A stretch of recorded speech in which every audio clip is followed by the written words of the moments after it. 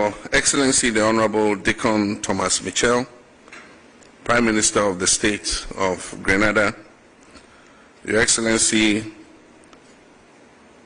Professor Jane Nano Pokwajiman, unfortunately she's not with us, the Right Honorable Deputy Speaker of Parliament, the Honorable Joseph Andal, Minister for Foreign Affairs, Trade, Export Development of Grenada, the Honorable Samuel Okudzeto-Ablaka, Minister for Foreign Affairs of the Republic of Ghana, Honorable Ministers, Members of Parliament, the Honorable Chief of Staff, Members of the Diplomatic Corps, traditional leaders, religious leaders, distinguished guests, ladies and gentlemen.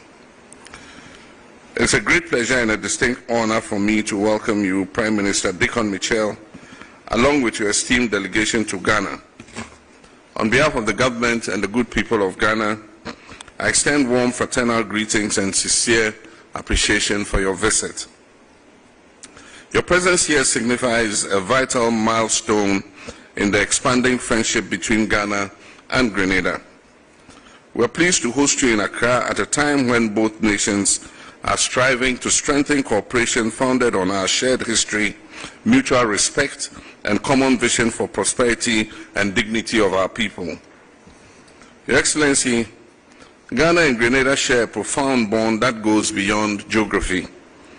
Our people are linked by memories of a shared past and the strength of a common spirit towards the future. Although oceans may separate us, our ancestors' struggles for freedom and dignity have united us throughout history. The transatlantic slave trade may have sought to erase our connections and our bonds, but it could not destroy our collective identity or our resilience.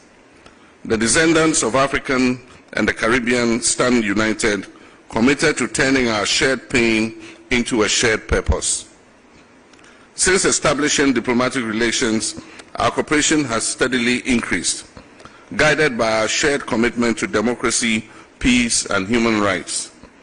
In recent years, that relationship has broadened to include new areas such as trade, education, culture, and political consultations. Our two nations have made notable progress in strengthening people-to-people contacts. The visa waiver agreement signed in 2024 for holders of diplomatic service, special and ordinary passports is an important step towards improving mobility and cooperation. While we acknowledge that some challenges still exist for travelers, I wish to assure you, Prime Minister, that Ghana remains committed to working with your government to ensure the full and smooth implementation of this important accord.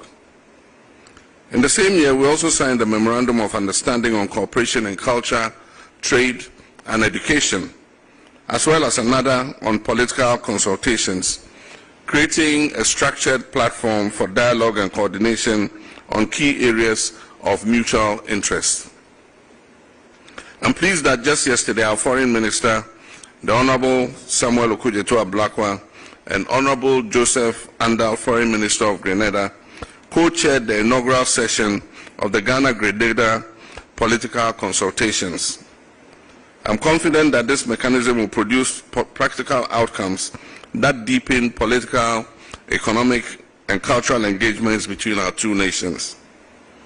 Distinguished guests, the relationship between Ghana and Grenada exemplifies an excellent model of South-South cooperation. During my productive discussions with Prime Minister Mitchell earlier today, we mutually agreed on the importance of expanding our collaboration in key areas, particularly those that utilize our comparative advantages for mutual growth.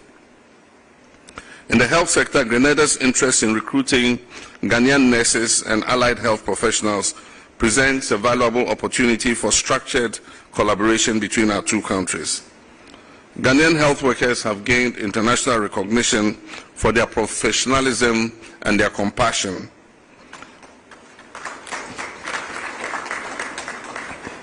And we're keen to explore arrangements that address both our national needs and Grenada's health priorities.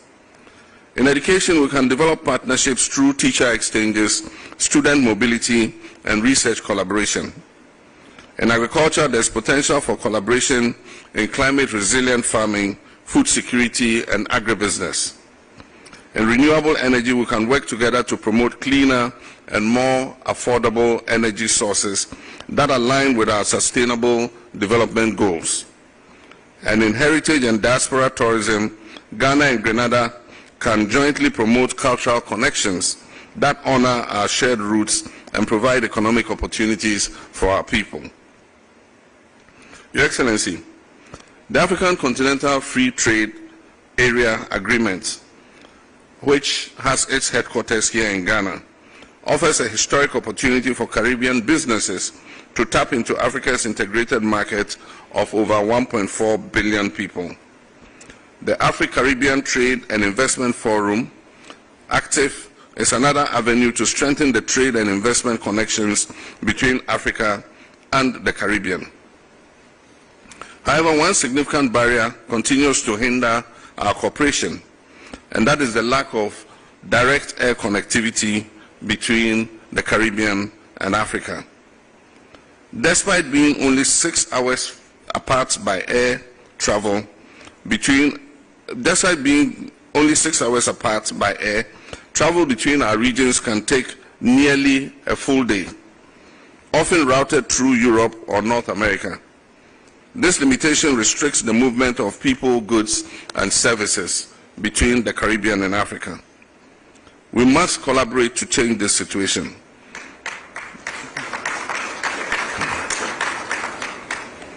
Creating direct air links between Ghana and the Caribbean is not just a matter of convenience, but a strategic necessity. Such connectivity would unleash significant opportunities for trade, tourism, culture, and education between our people. Ladies and gentlemen, allow me to touch briefly on an issue that holds deep meaning for both our nations: reparations for Africa and the people of African descent. As the African Union champion for reparations, I see this cause not as a plea for charity, but as a demand for justice and restoration. The African Union's 2025 theme, Justice for Africans and People of African Descent Through Reparations, rightly reflects the core of our collective struggle.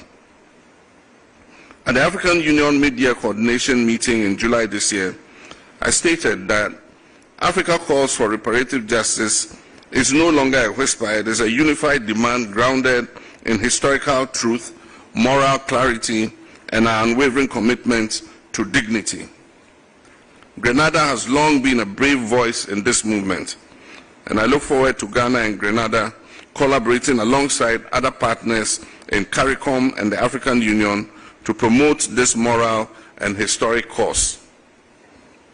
At the UN General Assembly this year, I served notice that Ghana intends to file a motion at the United Nations next year to declare slavery as one of the greatest crimes against humanity. And Mr. Prime Minister, I know I can count on your support and the support of our colleagues in the Caribbean and the African Union to support this motion. Your Excellency, I'm confident that your official visit will inaugurate a new and promising chapter in Ghana-Grenada relations. Let us build on our shared history to foster shared prosperity founded on trust, cooperation, and a deep belief in the common destiny of our peoples.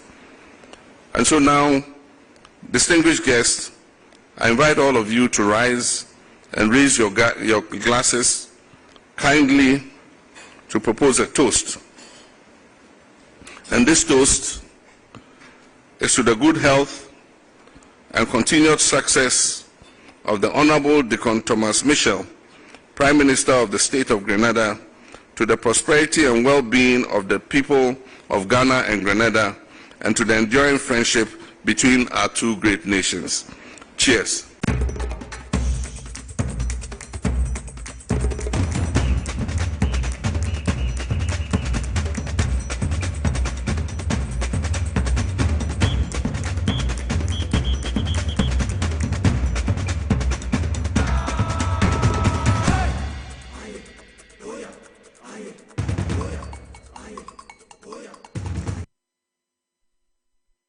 Swazet and also on Power 97.9 FM.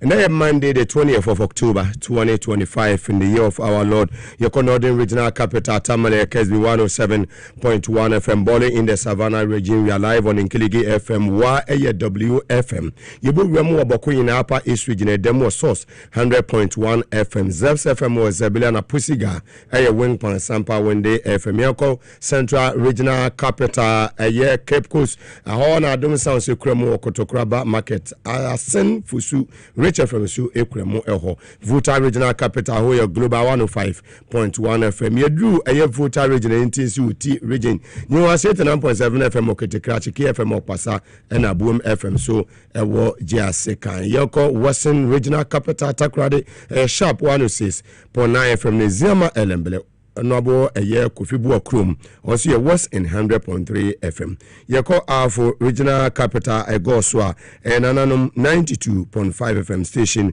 with ambition Sani Buremo Ewo South Korea a year Eduno FM Yako Afo region na Yibu Remo Ewo Bono region Swa Yenu Anuma Water 90.9 FM Soko Omosu Ekremo Ewo and Ansuma FM so Ewo a year in Crown Quanta all in the Bono region of the Republic of Ghana, Yemurem, Ewo, a year London, GFM radio, ne Fire Life radio, Sansona, America Memo, Apostate FM, Ewo, a year Virginia, Omosu, Ekremoa, Enye, Asem, Ketuako, and Baby Abefabiano, a TVS was it, Power 97.9 FM, and on Facebook Live, Power 979 TVS was it, Ghana, and on YouTube, a SYC broadcast meeting, Eddie Mugabe Maase na Ensema Eboboba, and a radio, Emo SE, Papa, and the Ubokrata, the Herald, when they see me brina and Abba, the city and Napo na Swashi. Send Napo Ekoye running meet Edema Baumia in the 2024 elections. Omudi Nkuguno, Gubia Enti Naponka, Napo aye hot. Eje Tianato, Napo aye den, why hot. Napo se say or homie so. Sa container, ECG containers in a home seminal. Se say, Napo, a idea say, Attorney General, and Katani in a almost sitting in Aqua could do Attorney General. So, ya Napo and Chibi Obe Tabrimu, and then Aqua Kujina, a year court. Now, Wakoyi and Sem Ano, ye free a year Napo, so a buffer stock, a year former, a year boss, or no so, and then a year. And one send some ebobo eba eboboba inti ha and also more feeding year than Edda said the Biabi who and some woodwa Elcoso ewo a year or my ganemu. Now and a best shock you. Say company bia ye feel almost a year light wave. Medium who sem ebreon. Na baby o cover a year papa and friend say they know ye hurt minister Kufa the town o boy right baby o bia obeka na obeye shut up obeka na no atom ne akanyansa se magunasum o say stop no sharp. This is not time I say it nonsense and some sebi nyansa enum Ababe ne won nyansa president Bena wo fie nyansa hospital so obekwa ko bubu hospital ne sia alternative bia ne ho say timamofo a wo saa eye bia no wo benya yaresa bia akọ. This a president only fie nyansa. It is only a useless president and better take such a decision. You want the well-being of the good people of that area. One need the health care of the good people of that area. Ni aba sori na one community ni akobubu o man ya resabia ye de egu yes ye besi foforo e de amomo sebi nyansa nim aye president only fie nyansa won be take such a decision and obanya aye health minister only fie nyansa and obabo aye president no amomo take such a decision no and ya ba be do ho yes ye besi agenda 111 111 hospitals not even one single one community me incomplete. And today, the last of Aya Oko Boymo, Omu Anua de Casa, shut up there. Mu Anua de Casa or Ghana. Oko Boy Anua de Casa, shut up there. And allow peace to prevail. Yes. Timamofo Omuwala. Lejokuku, Womo aya trade fair, Womo labadi, Womo deserve Womunya ayara sabia papa no moko. The good people of Osu, Womunya ka hospital higher, when I know hair and see. Modi ho ama ho free, Manya pay ho, copy some free power. 8 years. Useless ones. And I'm one the casa. Oko boy and co, Muano the casa. Shut up there. That small boy, what can I do to him? Nyasafone casa. And Nyasafone managing the Ministry of Health at the moment. Yes. Oko National Health Insurance, you would you see or Kata session pramu se honina. And a candle. That young man, some mess na muketi nyina wakilini honina. Yes. It is only a useless president. Listen and listen very well. It is only a useless president. And we bet two obekase hospitals so makogiri hospital nagu. Yes. No mo me sibia mamo. Obama ne yiri free America eba Ghana ha. Obama visited Ghana under President Maase administration muno. Heaven wadi na niche La General Hospital and Michelle Obama former American president wadi na ni actually. Yes. Wani mama na Mills at that time. Na John Mahama vice president of the republic and papa John Evans Atames president. Nya mama na Mills and first lady of the republic and mama Lodina second lady of the republic. Kenya Saguma Sumaya Muntie. Yes. And it is time. So I see a Kenya sa egu ajima no money MPP for no masum no mutie. The fearless man is the man sitting behind the console today. And then Monday, and just 900 million o na time wasim. And then for mama mutiate. And yama boni amaya o man we mu na ho. Mumbre na aso no. Tina make say appointees na more power. Manya Jomama ama mutumi wapone kakra mama mo serve no mumra mo ho ase humble yourselves. One day be baba accountability day for you. Right in the corner where you are. For akomapa asom ahobrase asom said the bear on my way the good people of this country on the 6th of March 1957 ya Ghana nya fa hodie no about reflect ya wo se Kwame Nkrumah no ya nya second Nkrumah which is John Dramani Mahama. Fienya sankwa na yeni trimoma. Wisdom, peace. Ahofama odo enetema and wo osa bra no ho ase. Humble president. Unya bi oba bia. Ne kokoti ti sa kufa do modie ni bi. Esu hwinim eteni empty na hwinim. Waste of taxpayers money for the past 8 years. Yenya bibi papa bi amfrim. Ene mede. Se metranse ya me hu se Enyama ekoso Ghana ya resete enyama mpuntujuma ya dan ekoso amanfo na ehu se enyama ekoyie Jesus obi a waya na adwene so onya dan ompese obetie. Yes. Napo and Dubik Bahamas 9 billion UCG containers scandal no o ma hand over to Attorney General. Yes. Na point di Dubi kon kasabim. Container so sem when he was the energy minister. Nyama kata asesane prayer container samudi begu ho a mo hwa ya ma ne called demorage. Mo ya ma nyama ese ya mo afred ya mo to scrap no e ho sem na ha se ba. Yes. Attorney General no or reset it. Fantastic. And as Buffer Stock CEO, wife in court this week. Sabapa no kotamali. Kopusiga. Go to the other areas. Nekohe. There may be many who na meka. Enye me call tamali. Ye call Kesmi FM 107.1. Eho. Ko hu niema papa no. Grabbing. Omo grabo sa create loot and share. Buffer Stock SCU one ne yere this week mo be hu omo e wo court. Se me da metumi da. Metumi mango se enya president ya. we are willing to fight corruption.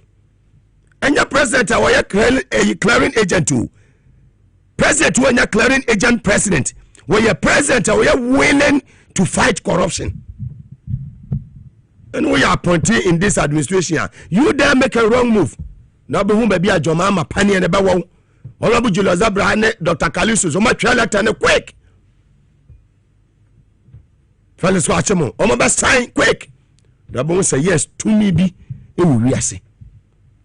And Mijna a Ministry of Health. Now and someone be Baba Kano. Be a man as soon day, no tie because yet a time bomb so. Messi yet a time bomb and yet so. Another angels no 900 million angels in Nano or Mujina Ministry of Health. Yes. The angels want to know. Yes, and we are CIA can say. So company bay in your form was a light wave. Light wave. Now some company no and the MPP in 2019 almost a contract to be from 2019 to 2024. Yana contract to ended on the 31st December 2024 and no 2021 2019 2021 2019 2021 2 years. They just want to know. Say Ajema Manu, womu do mo sa shankata ase, asa contract bi. Ya sa company no, ya form sa light wave no, no mo be keep a patients records. I had for records. 2019 2021. Mo sa contract no, ya mo ya some be provide 950 facilities. Akwa see 2019 to 2021. Ya na a year total amount sam no. Na a year $100 million US ya na. The angels want to know. Amwaku Papa no friend say Honorable Ajema Manu, that useless man, useless caricature. Papa was so ko jail. Yes. Papa way and as Punik V aya verses no wase no wada ye no oni adwene say wo ba dwene say wo be siki parliamentary approval procurement bi ankoso no ono ade ni nyansa abodam. Come on. Yes. We are not serving this country. And near my mess. Yeah, MPP are created that to a Ministry of Health. It's dangerous. Minumia no I can say will be along will be equal cry yen I mean patients bia or government hospital biano sa a large way with nipa bakope wo kwa medical data no records no when na okwa government hospital obo say ka say bia da bia oba hospital e ko check wo records yen we say the last time I buy no e draw ABCD and e de man wa ye be kwa only data no ye see data no ko off papa no wadane akwatena America mem nti kakra no aso data no kakra no wadum no but tie na angels no le kasa no bi wasum na ten yie hana so abafo kasa hana Ghana fo tie sansa no kura no hana obenya no silent wave foi ya aya papa for so Honorable Ajema Manu wadu o mobile yi abasa contract $100 million US. So mobile provided 950 facilities from 2019 to 2021. No, womu to me and more a jumano. At the end of their contract, no ending and aspire. No, womu to me a day 950. No, womu to me yemu 450. The 450 kwanacha say akabe 500, right? Wobi a wababa ya ejuma na ejuma wababa ya 950 waya mo 450 aka 950 no pia ne ka $77 million US. Wabodam and some go for way on where you criminal when you can national security so you can want some no and you the whole country will be a patient, be a man, me person who Mugabe Maase MPP accredited to a Ministry of Health. And son of sabi useless ones no pia about the last of Oko boy mono pia about Babekasa. Yes, they just want to know. Most ideal bisa with light wave so mo keep patients records ayare for records ya sa contract amosa ye no na 2019 to 2021 ya na sika wo mu no $100 million. Yes, 950 facilities nema o se mo provide data no mo ye almost 450. It's on records. Yes, my angels don't lie and they don't disappoint. 950 no mo ye mu and ye 450 aka 500. Tuamoka $77 million. And they mo contract na expire on the 31st December. When date na expire you 31st December 2024. Near to baby. But say now more power because no more be handed over on the 7th January 2025.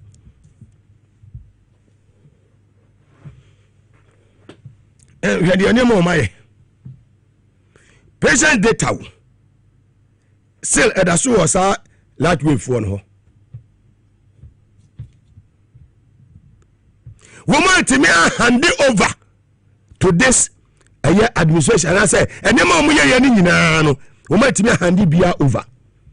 Sa computers no mo de be call region we and I say district we a say omo ka say bia I mean HP and I say other computers there brand we a no mo different brand call. And now her computers no so you grade ho no my o masesa basa no mo de ko o mo ka so ma supply be 20 abedu 105 akromfo asefo bring it on into hwa se ye ka gas won se be ye we ni anya ye be supply we ni supplier total ne se ka sa sika ni nyina eboma $18 million. $18 million. $18 million. And I just say hiti bruta. Why nippon kwa? Wobi medical records. Some acquire resabia. Ebia. Meya dialysis. Ebia mitina ya meya. Ebia mesina ya meya. Me medical records na ye kipu mame. Ya me kwaya resabia. Me de me NH what can I say? Health insurance card ni kodu hospital wa. Ya bombo say kim. Ye be wo me record bibia ho. Dr. Betrasia wo bibia obebo. Na ye me records nyina e de aba no. Ye nya sebi useless company bia. Ye from mo say light wave. Ya makwa mo dwane kwotena bruchiri. Yo mo say o mo hand over bibia from administration we and ajama baby ajama no obi amonche no na muchi okwo boy so nka ho. Yes, at time say nkofo we o madi boni we won obi medical won say me ma ka asem we ya sansa dwafo na atakuni se po be show mu botoma no mu de kwase asem organ ha no o mo be sori ayedidi commander of the airwaves and Matiasim do so ya be ma no omra no kwaya investigation no match me ni power science light wave contract no and the total sum no na $100 million yana ya abai da na MPP abai no omutua $77 million and the more man e jo no na 950 omu ye mu aya 450 na 500 kana away ngai ponche. Yes, we ye nipa life will be medical record on wasam ne aka no will be medical records on some no and it's a quite individual been some see our American see United Kingdom and the useless administration Kufuado and the Nipa Wakwaya Ayaresa will records in the no company your friend say light wave no we the contract share almost as aba pay Nipa born for papaya your friend say Jima Mani papaya Sputnik V vaccine who same way papa way obeko jail pay. And these are the people that we are talking about. And no more know the casa because I got various institutions now and be before the association offices. Sack all of them or transfer all of them. Didn't see it. When we did the Mugabe Maase and this I be serious. When it can't ding, this I mean a metimiaka.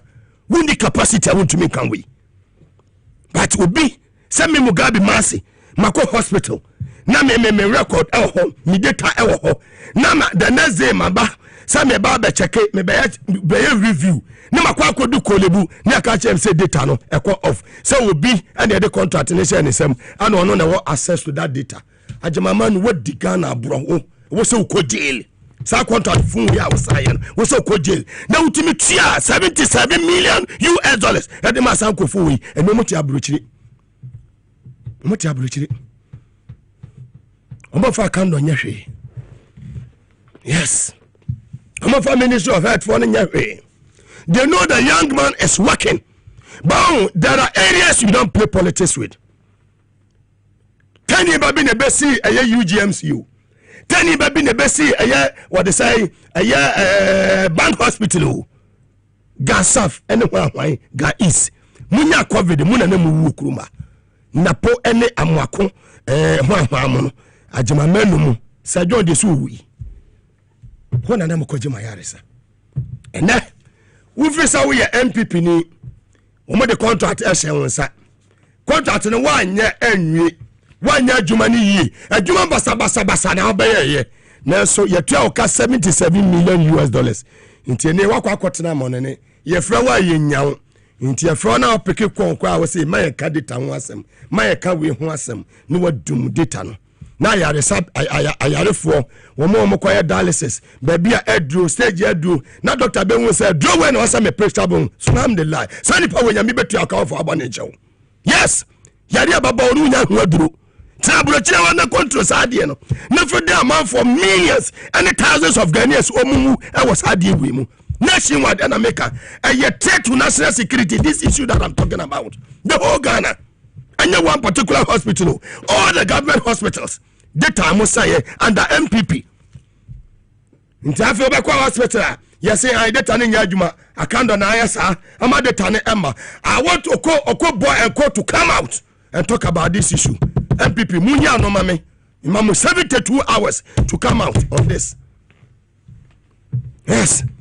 Omu yendi pa bone for omu nyini ni pa ho. Enti sa wo papa when you be 65 years or the dialysis or kidney dialysis or liver problem or you be all prostate. Not doctor no. The records into a reviewer. Doctor Nibe say a do stage way, a do way no some media de medemano, or bedroom hospital ono. Na sabe yari phobity baby, no doom data no. See a few said light wave, munafiki wave. God will punish all of you there. Why you are born with their to Ghana? And you both say Okoba Mube Yomutiso Mugabe defend you. Do I have my one pen when you need to hurry? But that send a system no etie. On by way your Maya Mugabe Kasebekas and the Kasana Noshi. By way is America, else or Belgium, Nancy or Netherlands. Send it Babako, company Bakubet Kura. Amo kwaya resa akwaje amokwa ayaresa bi akwaje ayarehwe nyina no wo mu data esho obi nsem anasha script ho yede baby papa we sa company no bi amonchi wo mo ti minister no first no sign contract no no kwa nkrofo ne mra. It is time so we see serious in this country.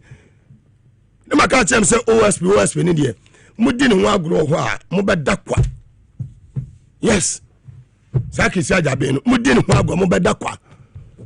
Mutimo say chaskele say ana 4 years na so netale musa na so joma me bo adwuma health minister na kando bo adwuma eye mini mienu asade say ye be support ade ya papa ade anya papa no ne anyina ya go against atanye wenye enye it can happen to me, it can happen to you. Obi nim ochina asem so obi sori anopa na ote ase edu anwumra na onka nipa onka ate ase fo obi kwada anwumra no so ebeba ade abachi no sia na onte ase medical records patients for medical records ese obi nsa wakotena abrochiri eniema woyeye sad data na woyeye ni nyina no say ha me the computer say kwa ka na nya nokre okeka ni nyina bo my $18 million. Obeti Burkina Faso at the $12 million. Esi in those factories mienu e Burkina. Yes. Here sanko fo wo ho. Enema boni a ambi before no. Enema boni omde di o man we no. Enye papa. Na bia so yeso wo wi ofo sa no waye den. No ahwe wo de. Enema bi wo ha wo ya ho. Fa to se eye wunu ya na obusu ani a ana sade na to na se na obi fili nti data no o so ne 10 minutes no dum ne 13 hours Tuma ebi oko blue kiosk okotwa bi ne oba no odum no etene ni so a no aso ne kakra bi amam ti wo say doctor no say data number o transi a wo check e bi a o penyina simesi o ba date we ne wo check ne records bi o dialysis so wo ye dialysis no kidney wo ye ne 3 times in a week wo ya foi ne bufu ya no asan dum o my way and Akufo-Addo we nya abodamsem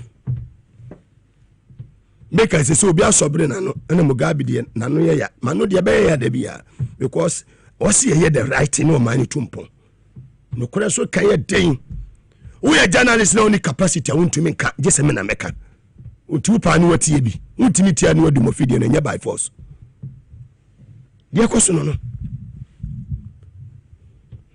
and obekọ various government institutions no na people for the association corners wo na ma information ya de mu transfer mu free ho BBNC o hwi transfer no babi a wo be so tie no anything na manage percentile hu no wo ba immigration fu yi wa system kama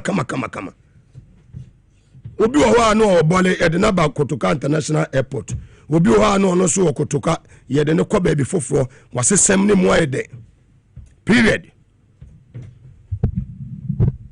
no se ni nua eda form ni nua be ma da form nyame eya adoma Saturday be o pram eye controller immigration service boss eye Basintali the champion Basintali isi unu ano Saturday come 25th me boa e wo pram me whole life any angels no 900 million angels ni na me ho immigration for na immigration service mo nyina mo boss ni nua da form ye ko boa no oye ni papa Basintali we ni papa o friend no so ofa we ni papa o akoma pa wasesa niemem kofu bi wa sila transfer wase kawama without fear or favor. Yes, mi bebe kone bien wa me wa ubetimi aye mistake e ho no me de me bia mani o me bia mani fi na me de ekwaso no government appointee under this administration we ye wrong move metoto ti de we ye bia ye ni ye breaking the corner where you are mengu Muhammad ni Maase me de bia me ka sha me boss na mujilo zabra me menya de begu ani Maase de o menya bida. Yes, ye wade nyina hokwan na so nyanyi nyina na fata ye Onyankopon wade pa amaye o se nhire ne enumi ni hwemu yi ne wope wabra boy besi ya ye den efiwara usi wuye OSP koreka se guni fi obi a fight corruption waya lawyer na no maye OSP no na ofi ewo baabi a wasi fie no na ne case yese ene koye soja fo ni post fo guni fi ni post fo case guni fi makasa oso maye di omu timi nyano meme kasa Ghana ha wutimi nyano enje sene ye adwuma.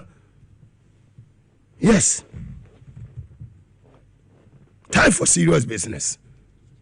Se na paso be yeshe dubika so be yeshe former buffer stock boss one ne yere o maso be yeshe kata asesha ne project Ghana ye resete obi a wonu se wadi o man we sika e kwamboni su bia no obefe scan de aba na de aye adwuma na sa ayefo no light wave for no mo be steady data no ho me kasa me ma command o me se me kasa me ya dai me ma command na mo kwa sa data na amafo ko ayaresa akwaje ayare omukwa ko pa ayare hwa omudu hospital data na enya adwuma no sa papa na we in charge ya wo je sa contract no wo pass data no wo pa dum no na be hu de besi me ma 72 hours.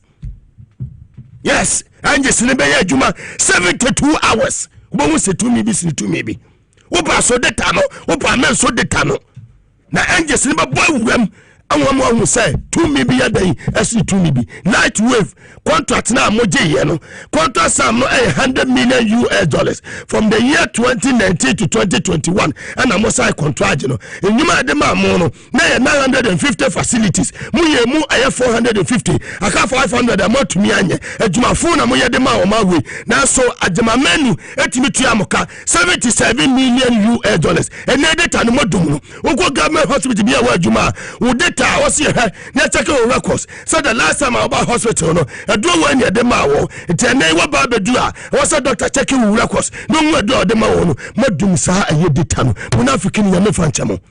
Yes, the angels are on guard. The 900 million angels are so there we catch you say wo pass the tano ene ya sisi ameka say wo pejai wo pass wo pejai number 72 hours. Yes, in the spiritual realm the angels are working. Me say me 72 hours sa company no which America mamuti ni so anajai.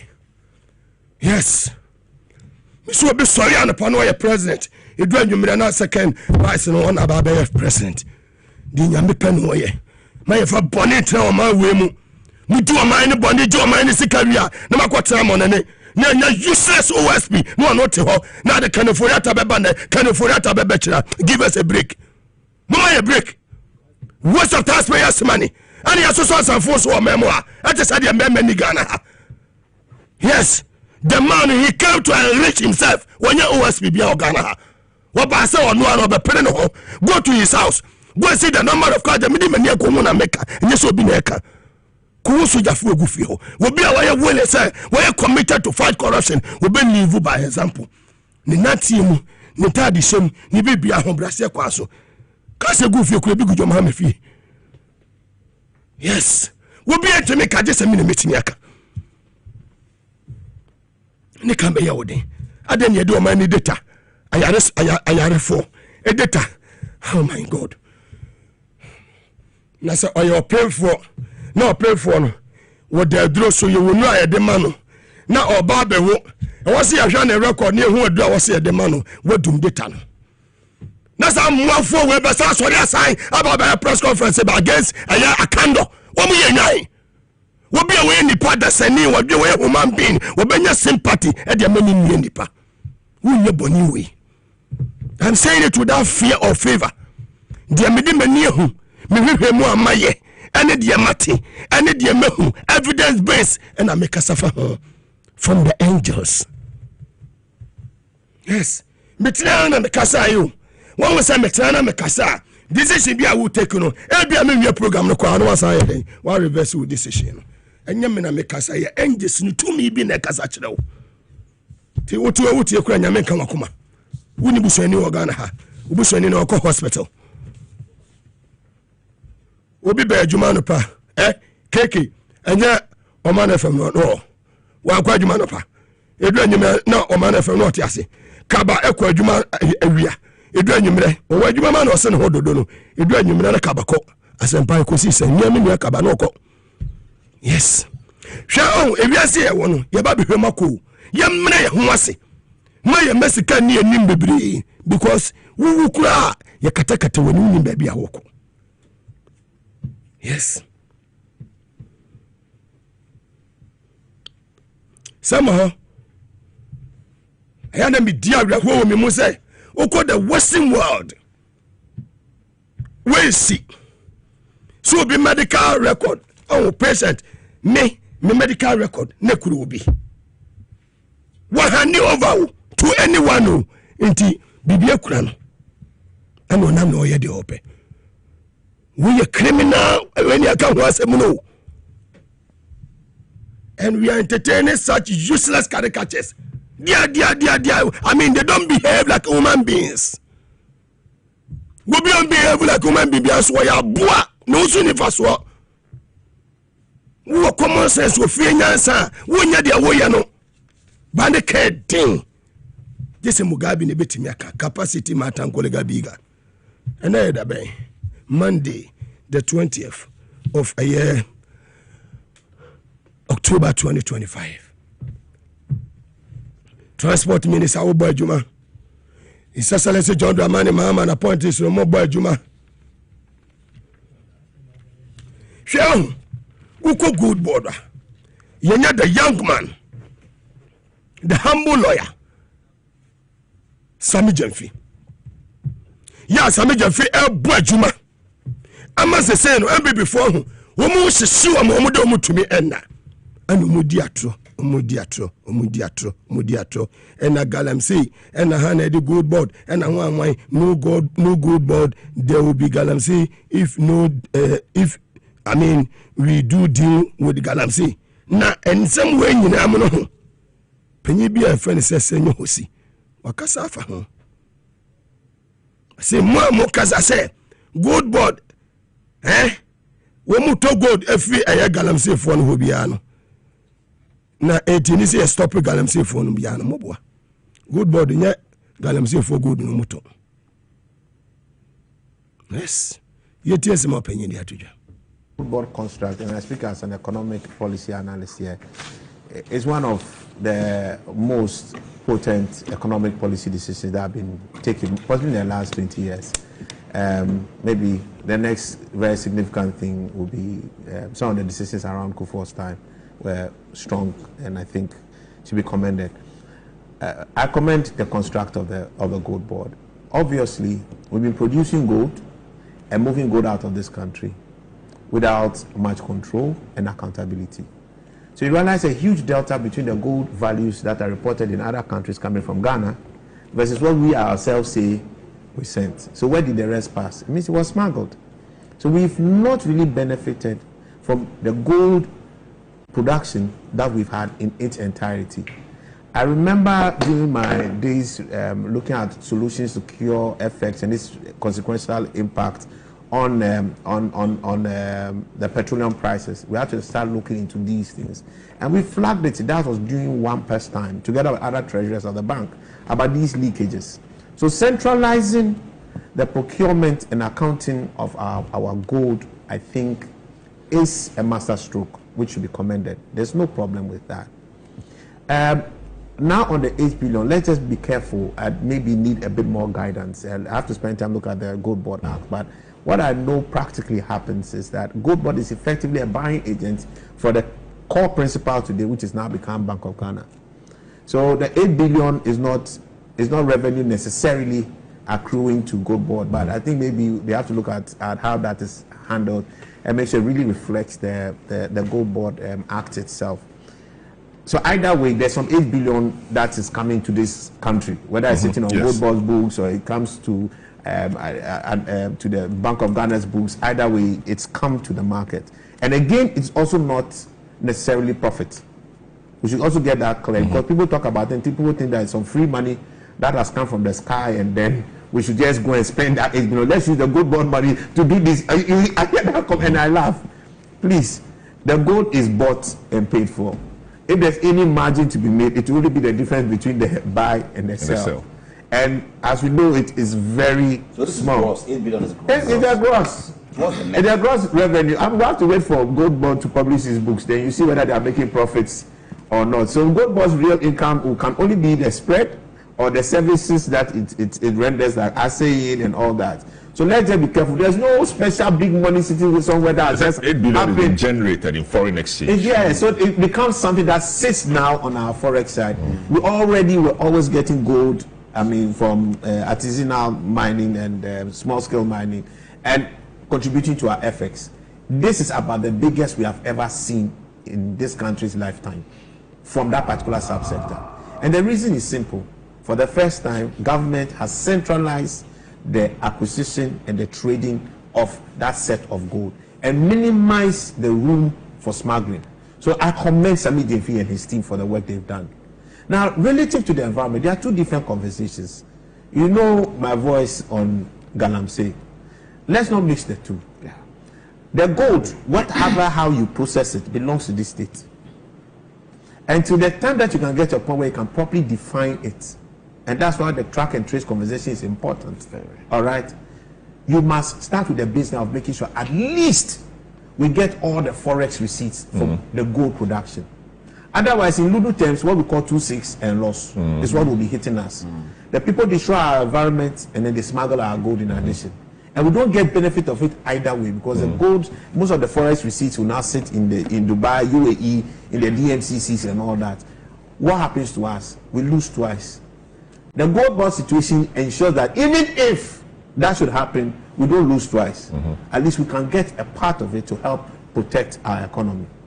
That is one step. When you centralize the trade, the question is, how do you track your trade? And how then do you use your ability, centralizing the trade, managing defining clearly the supply chain, into trying to make that supply chain responsible? That's the key question we should be asking. So I was very happy when I heard Sami Defi speak about the track and trace thing, which I hope they should go to. They claim they'll do sometime next year. I don't know if they're going to do it in Q1 or Q2. I think he suggested Q1. I think that may be a bit ambitious, but if he's able to do it, then that'll be great. Now you're able to track and trace. The next thing is, who are you buying from? How can you use your influence as the sole buyer to start controlling the conduct of the people down the chain? That is the influence I want to see Gold Board deliver. So I was happy when they made donations to NIMOS, which our coalition is a part of, the Ghana Coalition Against Galamsey. We have some kind of seat in there, you know, and we are seeing some kind of progress. I'm not necessarily happy. I don't think that we are where we want to be, and we have to debate that in this meeting. But we need to separate the conversation of the trade and optimizing Ghana's trade of gold from the conversation around ensuring responsible mining and holding people what will you accountable. The volumes, as in the metal itself, what will you attribute that to? People think that the Galamsey business appears to be booming, and that is increasing the collection. Gold production is booming. The cost or the price of gold is also booming. Yes. So production, metal, yes. the metal itself is being produced. One thing you should realize is that whether there's a gold board or there's no gold board, Galamsey will happen. Galamsey would always happen till you deal with Galamsey itself. Gold board cannot be the reason why, because there's always a buyer for gold. All we have just done now is to make sure that the state itself is a buyer and can actually get the benefit of it. Other than that, take out gold board, it will be another person next. Yes. It could be Salom and Co. Yeah, so it could be some Indian man, some Chinese. It will be. It's not that it could be. It will be an Indian man and some Chinese man somewhere, and there's some Italian mafia that we now know who will be the ones paying for the gold, and the gold is gone.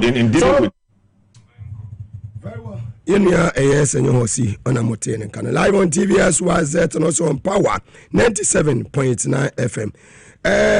Over the weekend, the NHS ultimately say activities will be in the course. So I'm for being sweet do my birthday and we are group captain, Patrick, Neku, or a director research and development, Air Force headquarters. We free Missa, Samo, Yeboa, NAW2, Yeboa Diana, Zushian. Group captain Patrick Neku, director research and development, Air Force headquarters, and your birthday. The happy birthday more drew if we Samo Yeboa, NAW2 Yeboa Diana, and Omode Mawo. Sebabia will be a group captain, Ju2. Send a woda Yamemo Modin and Nquatentin.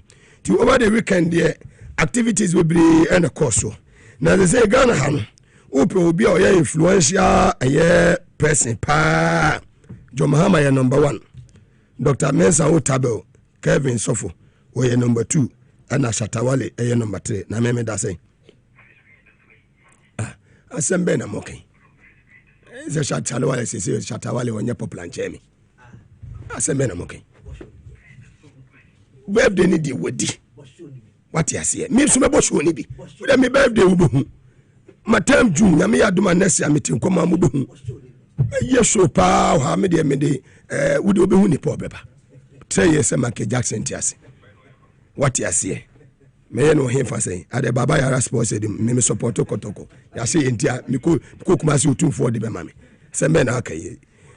Na over the weekend Satawale dinner any birthday. Now we're Independence a year square wa nipa over 30,000 when you know yema. Hey Shatawale. Shata. Na Shatawale din birthday na babia asie. Na watwe dom nyina ya hwede ye koso kaka. Mu de mu mienti feeling kakra. Shatter movement. I beg, give me some 2 minutes make a TikTok. Sometimes I feel like stopping music, but because of you people, I do music every time because of you. I want make people know say, whatever you people do for me, if Ghana no go change, me and you people go change Ghana. Recently, they arrest me for Yoko. All of you come there, can support me for Yoko. If you don't say you come Yoko, well, you can't support, I better clap for yourself for me.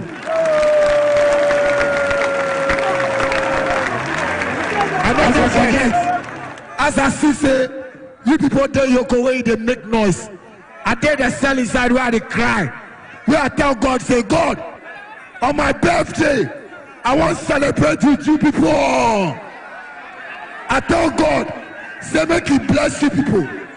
So as you day, God go bless you. God go bless you.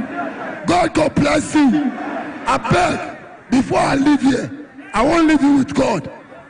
Every time, if you feel like life not be good for you, raise your hand like this. Raise your hand. And just say our slogan, God is here. Say God is here. God is here. Anything you want to do, remember say, I tell you, Shatawale tell you, say, God is here. I say what? Everybody from the back, say, God is here. Say, God is here. God is here. Amen. Amen. I clap for yourself. Clap for yourself. More fire, more fire, more fire. We say, Johnny Sue, more fire. And a May, a Johnny Sue. What do you say? Oh, you're popular. Upio. Ghana had it. Obi ana meeting me that oh I daddy lumba. Or you were na bush for 4 years. Obi legend say, me the could you mean just could you for 3 years pa. Metiano tea. Baba bakunene ye. Just could you for 3 years. Na obi awa bobra say legend say. Wa wuna busuafo mu disi mu. Mu ntimi fa de wasama de to onto. Mo ba be say lumba din keke. Nipa wuwa ntina sometimes nkramofo de no la ilala Muhammadu Rasulullah said wala ilala mpada wuya ba asa sembia ni akire biem ana we na hwana sim hunu akwa nipa na obebre kura pe de japade no ko na wa odi akire na wo obesrebo busu apagina obeye the right and do the right thing what you say na munya sim hunu no ma twe Jonas mo fire mo sa na we mo fire hunya bobra we legend we would deserve say man set barrier mumane nyefe criticism ni too much na mukufunu sa dwemazo ofunu nipa wawu eyesem hunu nipa wawu amane kwade mutie ni nyuma no obo ene ya mikofie abusia jema wa tui lumbe mi wachi no se mikofie se mekosi abusuafo ya omo ya na obi abadwane o ne akoyimi so apaye se osama ya befi uya busu ya penyin do the right thing tisa sama twen lumba oye legend ena ya Monday edu Monday say ya meda angels no so Angie Gabriel no ne da ya juada te du say ya na Dr. Amponsan so odi kwadwo te du juada dia na sesi jana so kom ehyewa no fa ne sa ko uye hwie nyi Dr. Amponsan yes sir enchani e be ko naming ceremony beko adoring nti yene boaba ho se ho ne me pa kire no ye beko eye kaso akwa no se makati hilo se we jagba we kwa no so na bibia beko de ho fe na dware o se ozo sa o ne bedru am se o de week bia we ye fresh and I'm sorry for am because na me wo meeting wo mini 2 ministries na me ni 2 ministers wo meeting cabinet ministers we 6 am we so ye 9 am so se me 4 what food does one adwuma na yes so say boa ye boa jo mahama e manani mu ase ene de na wo man me da se bebre mechia watiefo nyina Nyankopon hiro obi biara a ode na fidie no ato TVSYZ ena wonso a otie wo radio so wonso so no Nyankopon hira wo medin de Dr. Amponsa ebri bia me ka jesoma me se wayaresa fie Dr. Amponsa Herbal Hospital eye wayaresa fie yare de ye mompa yese mrane eye enipa ho ade na enipa biara wote asase we so no a wudidi na wonom de ubetumi ayare eno nti se wonyare mpo a fire number no tie me ye pa se wo hwame a se wonyare mpo a wode ye bomoden na fa ye number no na se wo fa number no na de sie o chiro Dr. Amponsa Herbal Hospital na wodi sia da bi se wo ho mfa wo a ana wo koto obi na oyare a na the number na man say free number yi na ko Dr. Amponsa Herbal Hospital na wo ho beto enu nti enne me pese me ne wo bo nkomo kakra efa nipadua no ho nipadua ayade a enye yare baako ene tum yew enu nti enne me ka bibi abom yie pa na mabe kirew enipadua no ebi anawo o yare enkasemu yare onompe no yare enu nti ama okon kasei ayawo ya untumi o bra magic machine ewo ho se wachi kasei ayawo ya ache onso tutu amerika bra na yen sa yare obi wo ho ni sisi kasei on kasei no mu ene ye wote pains pa ye obi so kura wo ho a wanya accident pain ena ne honam ye ne ya severe pa anase severe body pains o sa nipa no mokura na muhia magic machine kese magic machine no ne ye dam kese no aba enu nti se wo ba ye bebo modern ahwew se wo hia se eno ne ye de hwew a ye de be hwew na ho atɔ enkrofo bebre wo ho a ono ate se ni sisi ene ne to ase eye ne ya so sisi no to ase ye wo ya ye frɛ bibi sciatica obi wo ana owo osteoarthritis ya che ni ntini no nyina enu ti amani no mpemu nyina ye ne ya na ntini no ye ne ya nkasa entu kwa yesu wanya osteoarthritis anase wanya spondylosis osteoporosis ene ne yakeka ho obi su wo ho ana ne kasa no echia saafo no na obehunu no na waye sei mesrew nipadua no hwe ema no nsei ene nyankopɔ ama nipa nindie enu nti a ye yew aduro na ye de wakɔ machine magic machine no enye se ehwe yare bebre wo ha omu ni nsa magic machine no hwehwe onipadua no hwehwe wo yare enye sa anete enu esa yare tiemiye pa enu esa yare ebia na olance no embie yie ama ohome a ema yie ohome soro ana sa wuye bibi kakra bi na wabre tiemiye pa o wuye bibi kakra bi na wabre unante ahade ha na wote so ohome soro saa ye do kwa machine so ana eko saa de no ebe kwa sesi yai ena mo amwo severe pains pa honam ya wankasa ye do to machine so a sesi ya na pains no nyina jai enu ti se wotie mi ana wo hwe me ne na wo yare a menda fie kwa enkrofu a mo yare de dadem a mo ntumo nante tie mi ye pa yare asoso mu ntiri asoso mo nkasa mu na mo ntumo nante a mo da fie no saafo nyina mo nsese o mo mre me o mo nti a me kofa magic machine bai kese pa ebi ye ntiri mu yare ebi ye nkasa mu yare o te sa abomode na bra enkrofu amado saade bebre oyemu aye kutu sade ye wonyem enso ebi ana aye be mampo mentrase ema yare nku bra na ye mfa nkwa afidie so na ye ma aduro na hontow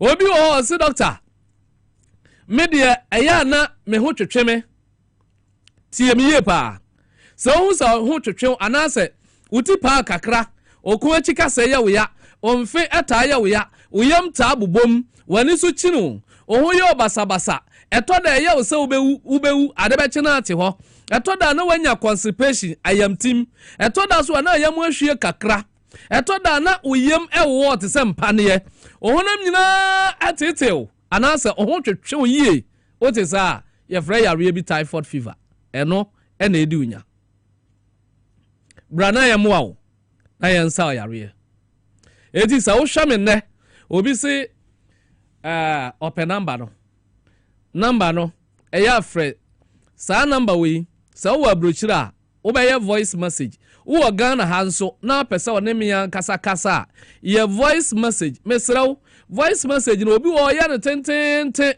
eya na ne tie ya because omo ya no dɔɔso wo de ya kansa no mu kakra bi mame ewo voice message ho na mintum ntie nkoti obi so de ya kakra na abetomi a na wa kansam no nyina a kyerɛ me ɛna wo nso wo hwa me na ana wo tie me no na wo ye obi a problem no atra wo so many years men kan nyina wo phone so me ma no fa call no a tie me ye pa wo ha wo men kan nyina wo line so je direction na be ka kyerɛ me yankasa obi wo nso a opese ye ntwa amount man wo phone no so ye nko hospital sa me pa kyɛw menya sure sa wo kwalebu a obebusa doctor so obeje say ye nyane sa eji ye show ebi ana wo hia lab binom ebi ana wo hia diagnosis ebi ana wo hia magic machine ebi so ana magic machine kra hia mawo eti yare biara ne sade etie ba bia yare na duru no eno na be kire eji doctor show ansa na wo hu say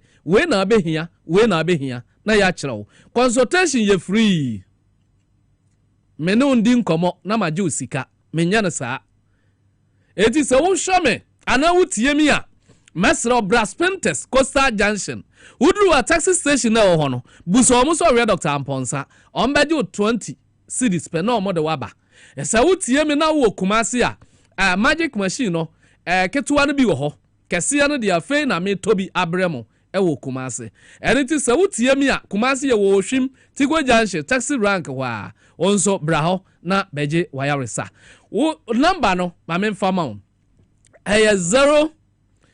0243 11 08 75 0243 11 08 75 ena Tigo line ni we di enye WhatsApp we di obe Fred number no direct 027 85 99 611 027 85 99 611 first number na WhatsApp esanya calling number no 0243 11 08 75 abrochire nyina ho na saa line no so ena mo de be frɛ me mesra wo frɛ a mankoma no nya kakra bi obi wo ye WhatsApp maye se na watwa hi no de esra wo emfa so bi ama na mum kan ye hawo no kyerɛ me simple wate yes ama me obi wo hi je wakɔ reply no ansa na wabɛka na nsɛm no enipa no dɔso se be ya enkomo no bɛkɔ yie wo de ofrɛ ya kan anasa wo ye message na ka problem kyerɛ me doctor we na ha me yo bra na ye moa na ba ka kyerɛ wo me da se wo wutie me ne ana wo hwɛ me na wo burning sensation a wo hyehyɛ pa wo saa nipa no wo kɔda machine mu ana ɛkɔ saa na tie sa honam hyehye wo a bra na ye ntu ase ema wo obi wo ho a wo se doctor me de me wo pancreatitis me pancreas ne yare enenti amama si kyire wo soro bra na ye mfa enkwalete o pancreas no na ye se pancreas no ho tono a onyare asi kyire yare biem enenti se wotie mi a ayese obi pi ewo soro na wuni ma de kro de bia befa bp aduro nanso bp no enko aje ye kwalete wuntini ye kwalete wakoma ye kwalete o lance ye hwese wado sade bebri ye hwese wuntini mu da ho ye hwese obi bia ye ye so obo adekoro a eba obi pi ko soro a onye bp patient biem obi social me na was doctor media ma yare atrofie so many years menu ya wa yare da form ma emfa mreme na nyame be form so ajo wate enkasa media ma sei enipa wunwu ya onseye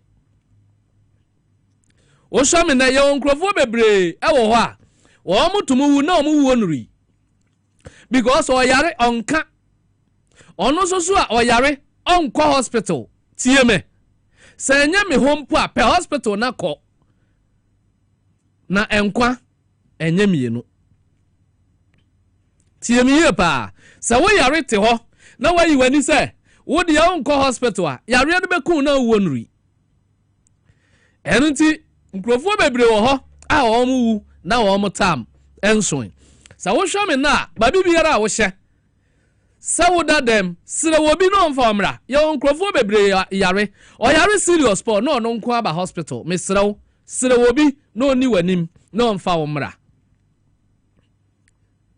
no bibi ye wo kwan so a wo be ye dan ba akofo enunti sa wo yare no eso na eden a ma obi nka ho na omfomra Dr. Amponsa Heba Hospital. Ya was Pentes, Kosa Junction, usi ya, busa taxi station e ono, sa ohwe Dr. Amponsa, omodo beba. Mesro se, wa wutifie, wa wiyare malaria, wusisi kasei, wachi kasei, ohunam ya, ohunam ojene, wa ye titiri, sa nkrofo no a, mo ye titiri na wotene wonsa enye yie, gout wa chiche wonai, bi mpaboa hya okura ye hu sa o hye mpaboa. Sa afo no nyina momra na memwawo onansi ataitai no kidney no yare brada yan quality kidney no na onso ohonto sa wo hwame ne na yare na tete wo aya wo se wo de wo ne bibia biemu a menua unya nwuye nko ade Dr. Amponsa Heba Hospital metiase se mebo nipa biara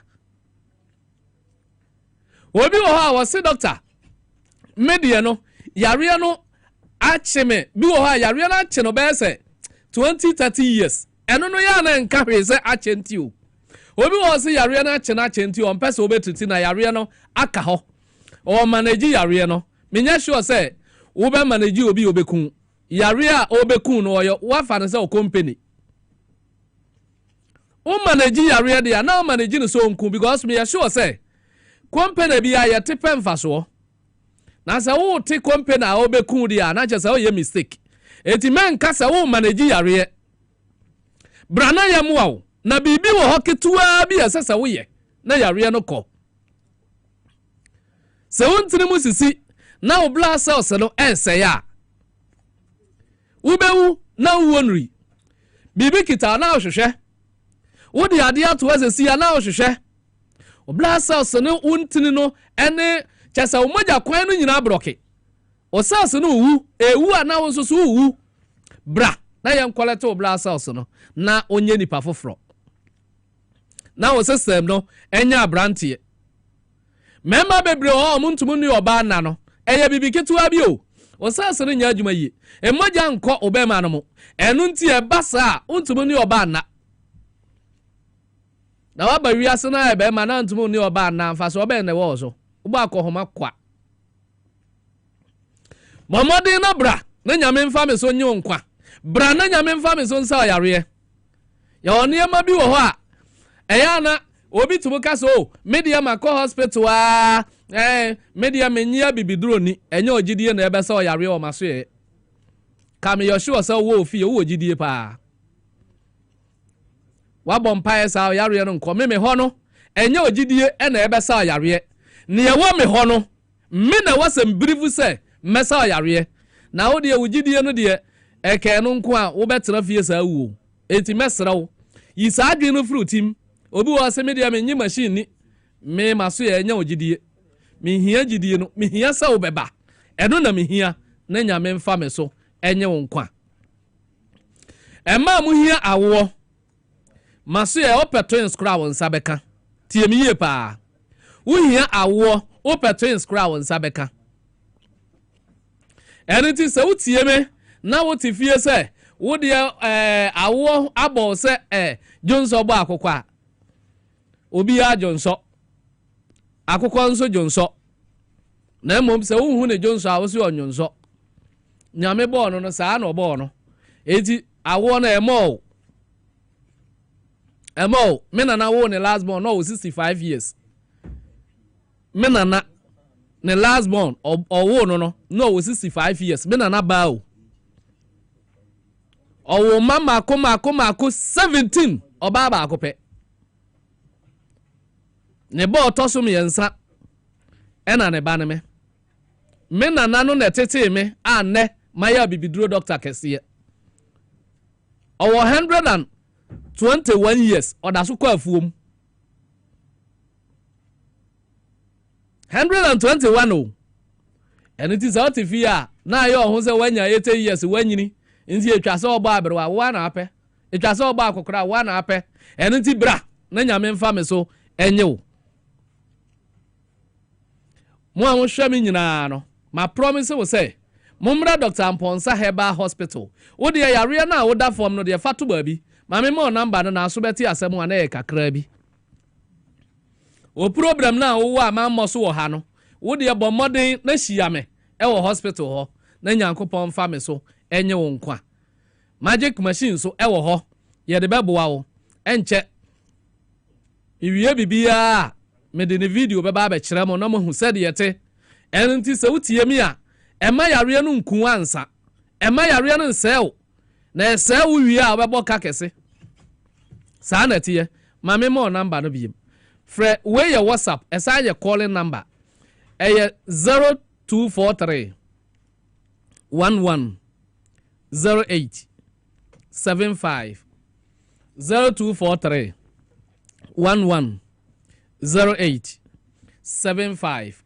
Ena Tigo line ni 027 85 99 611 027 85 99 611 Mugabe nyame shiro se wa ma mebre na mene ahwefo abobo nkomo kama na omo agi atum se onbeba Dr. Amponsa Herbal Hospital e was Pinterest na nyame na me so beji omo nyina nkwa medi ni Dr. Amponsa meka jeso ma me se wa ya resafie bye bye.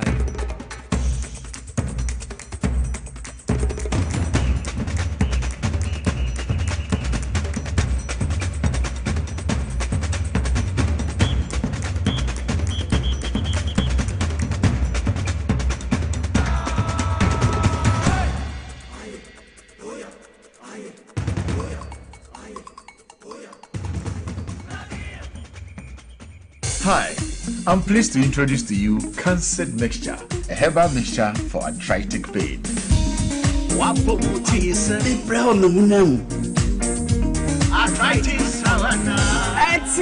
me. Cancer Mixture, no, Cancer Mixture, no, Cancer Mixture. Yeruba Biara na no drew Morio ya or arthritis. Cancer mixture, obey your juma when you put your inside. I'm a place in the gun. And in Fidriana, menu on your market for your button. I want one menu for. First, baby, I'm from one Sanka, saying Susan, Bonibiara, home doctor, and I report to FDA Med Safety App Nodo. And Katui, FDA App Nodo.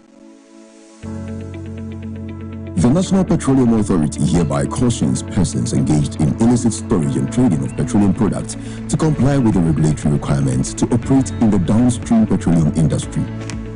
The NPA Act clearly stipulates that no individual shall engage in any commercial activity related to the importation, exportation, re-exportation, shipment, transportation, processing, refining, storage, distribution, marketing, or sale of petroleum products in the downstream industry without first obtaining a license from the NPA board.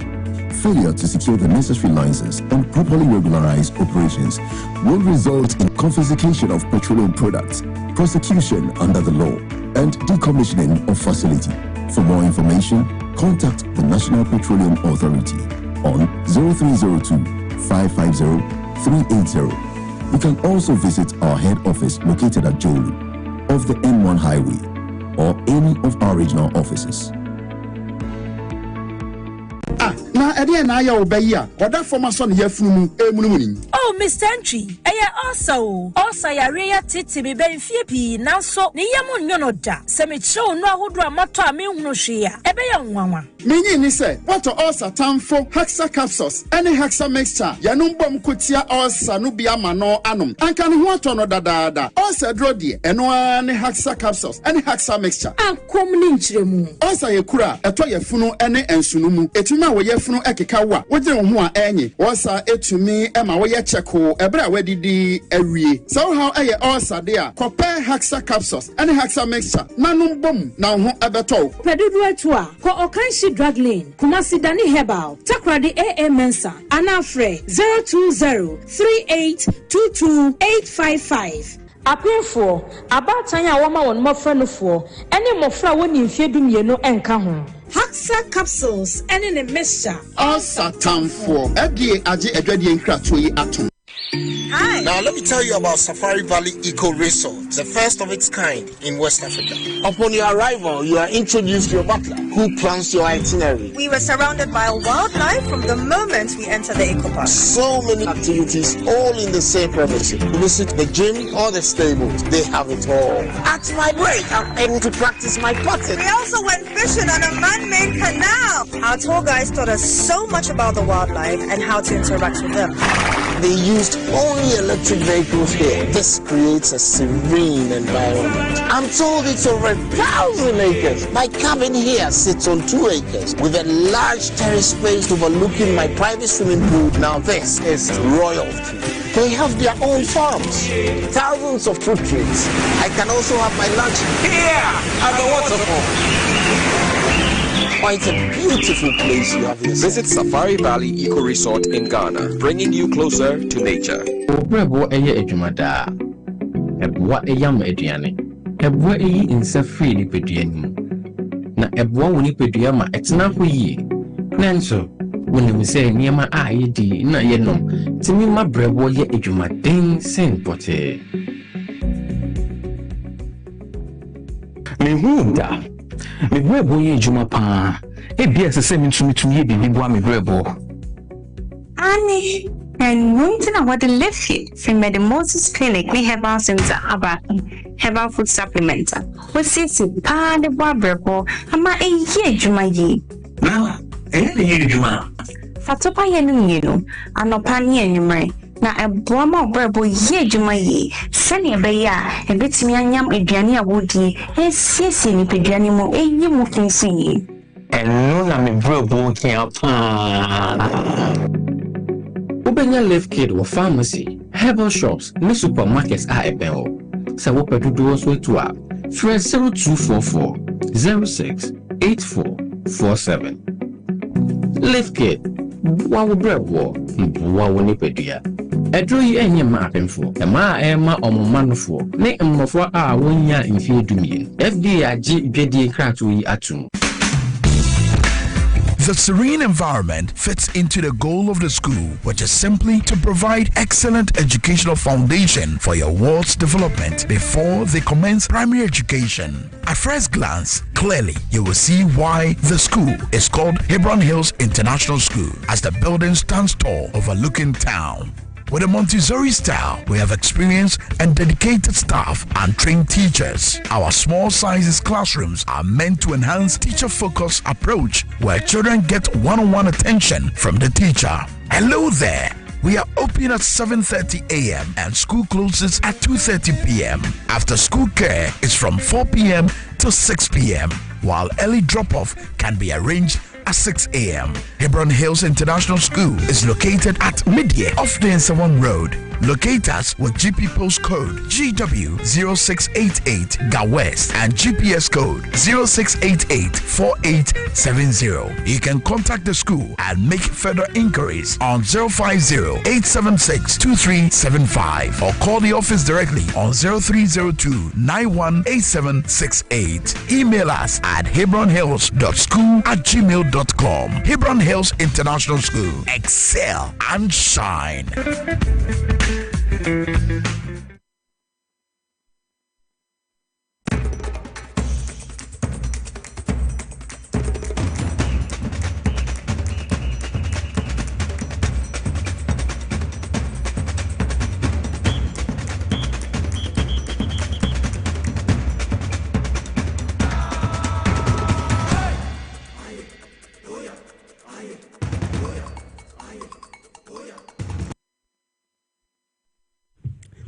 Yamakwaba Ediba TVSYZ and a power 97.9 FM. And a Juada October Bosumene de Tosu Eduno Fimpimino any Eduno Enumu. Na sentem was a masoja ewo a year USP ho. A debia mekacho sa so abofon. Asa no modo mo sabechre babinu na omahunie ekoso ewo. Ebi anade me ye na obi antiase. And assembly meka bia no se mini evidence menya wiemu efa meni kohu ya menka na mektra ka say sa OSP kisi ajabe no we will still taxpayers money ti say ebeya penifo emma no enta ono ne onye ne busu ya katua ba me management bi anya den enye sa krokro de John no atwam metra ha ya na mekan yo ena ye da sore ya ye say OSP no se sen enkofu bi omu docket no hwan aye ready ya ye do mo eko eye court. Office of the Special Prosecutor has announced that it is actively pursuing 6 corruption-related cases in court as the new legal year 2025. New legal year 2025. The OSP has filed first charges against former CEO of the NP, Mustafa Abdul Hamid, and none others. Monyeni nyina enkusiaga. Odi edi agro. Monyeni nyina. Wo mo sa Mustafa Hamid nyo mo na den ba. Mekano ha senkosiaga eye krokro de John. And today ene ya yekase ye OSP here to provide docket needed for Ken Oforiatta extradition. Deputy AG Nisama Dr. Aye Justice Slim Sai Nisama odi adbetu dwa eno. Sa omo se aye of a special prosecutor no Ken Oforiatta docket ni ofamra no mo abekwa kofa Ken Oforiatta aba ebesi ne papa etime fa docket nkoi otime for fele enti se memetna ha na mi boja no ko direction bi abeka se na Mugabe kura papa yi wode ne ka na me ko no akwaje de teku ana asempoa ne ka se gu fie ho no oye lawyer sa na kufa do appoint no as OSP na ne ka se osu esen na ne fie esen and then the area what declare on security zone or ba dispatch rather than paper soldier phone positive one ya kisi ajaben useless. We are not serious as a nation. Money docket ni na free no baby Ken Oforiatta bia she bia no attorney general no deputy mokofa ne mra krokra de John papa no edi wonye serious me so bia wa na just obe fight corruption we nipa ni so ne ban the way we live in the life ukoni fie aseni fie ositie we kwa de ono no ni fie no enya de so first one wato first one akata wo se de bia hu de wo fie o wa bie what they say na dia sisem se de bia hu cast ya egu fie o se de bia hu police forecast 2 yes fie nanim any area where I declare as security zone se de bia hu soldier for egu fie o bibia e plane na me do area ho na me bisa se ne fie we si ya chance we bo so me wotwe ne de si fie we 8 months. Now my OSP now the 8 months is if you Ghana. Mut yeah and this all my look smart. Katalimu sana dia sana boni aboy. But me makase Jo Mahama yemu bia tra ma nanim nwase. Akokoma pa no odo o edema o ma we no. Ah na me ba bia wo say sa OSP na simi dru bia na du. Omo check on no first OSP na mo check the first. Sana ono wa check others. Manema miniaba Dr. Mary Awusi Akwaba ofrichana about me say I see no one home see you at the Free Zones Authority now assign a member of the NDC communication team. Yeah. In about no, we have a call there. Mwakwa so. Makwate Ghana ni mo Benji. Pa. Toko ya kasa bena kan ho. Ni hao sheshe. Ena gumbe. Abu du bedi di sa wa show you so ma get this vote kaka ho. Fantastic. Omo ya obukase gumba che say nsuo na wo glass mo say wine na wo glass mo say soft drink so whatever it is no to asie ni na tell mo kan say gumbe just say na ko yo gumbe na wo mo send me so wa mo we ni je wo gumbe ni kwetiro fantastic esa na mo obi su janche hwegum enti edigi sem bi obi abeka bi o se gumbe esa traditionally wo fa na wadom de na ni not open it saying you mean your bema me da say ma menchia wahwefo ne watiefo mama honorable chairman so Ladies first. Let me show with the Ashama na Ashama. Banye Ashama. United States of Ashama. Only Ashama. Ashama. We dey no H na we. Okay, so who dey need Ashama? I don't can say United States of Ashama. Anyway, I know about Akwaba. Yeah. Yo, Mugabe mama wetie for matcha wo mawie. Mamefa enchiake se prima your president, the wonder man, the resetting man, His Excellency John Dramani Mahama, Onene Hunkani, Mama Lodi. You see, behind every successful man, you see, first, Nani Kanes, as you see, a kind of beside every successful man, there's a woman. Into it, beside. Move behind, beside. And in front. Before. Yeah, but I say, young corner before, you can't be beside or your pehona, beside every successful man, there is Mama Lodi. And Timichia, Mamma, so a na Machia. The vice president, the first female vice president. I'm so proud of her. Inti overshare me baby imagine bia no me mano enchia kese. And now I hear me status and my post 2 doctor, the first female heart surgeon. Because I'm saying the same, say I don't know her. Because she's a female doctor first, but I posted it. It's Nina ye enija ye de Emma ye honsa Emma. Me chia endi simpeni for Ghana for ehwe ye ewie. Na me fa sa kwanya we nso Emmo Ghana ye nyina ya ba so Black Stars are qualify. Qualify na me ni anka me di pa. Na ye boy nyina yem se eye munyam se ede Emma Ghana. Na e kan kophobia na nka ye Black Stars and to me qualify no more dey.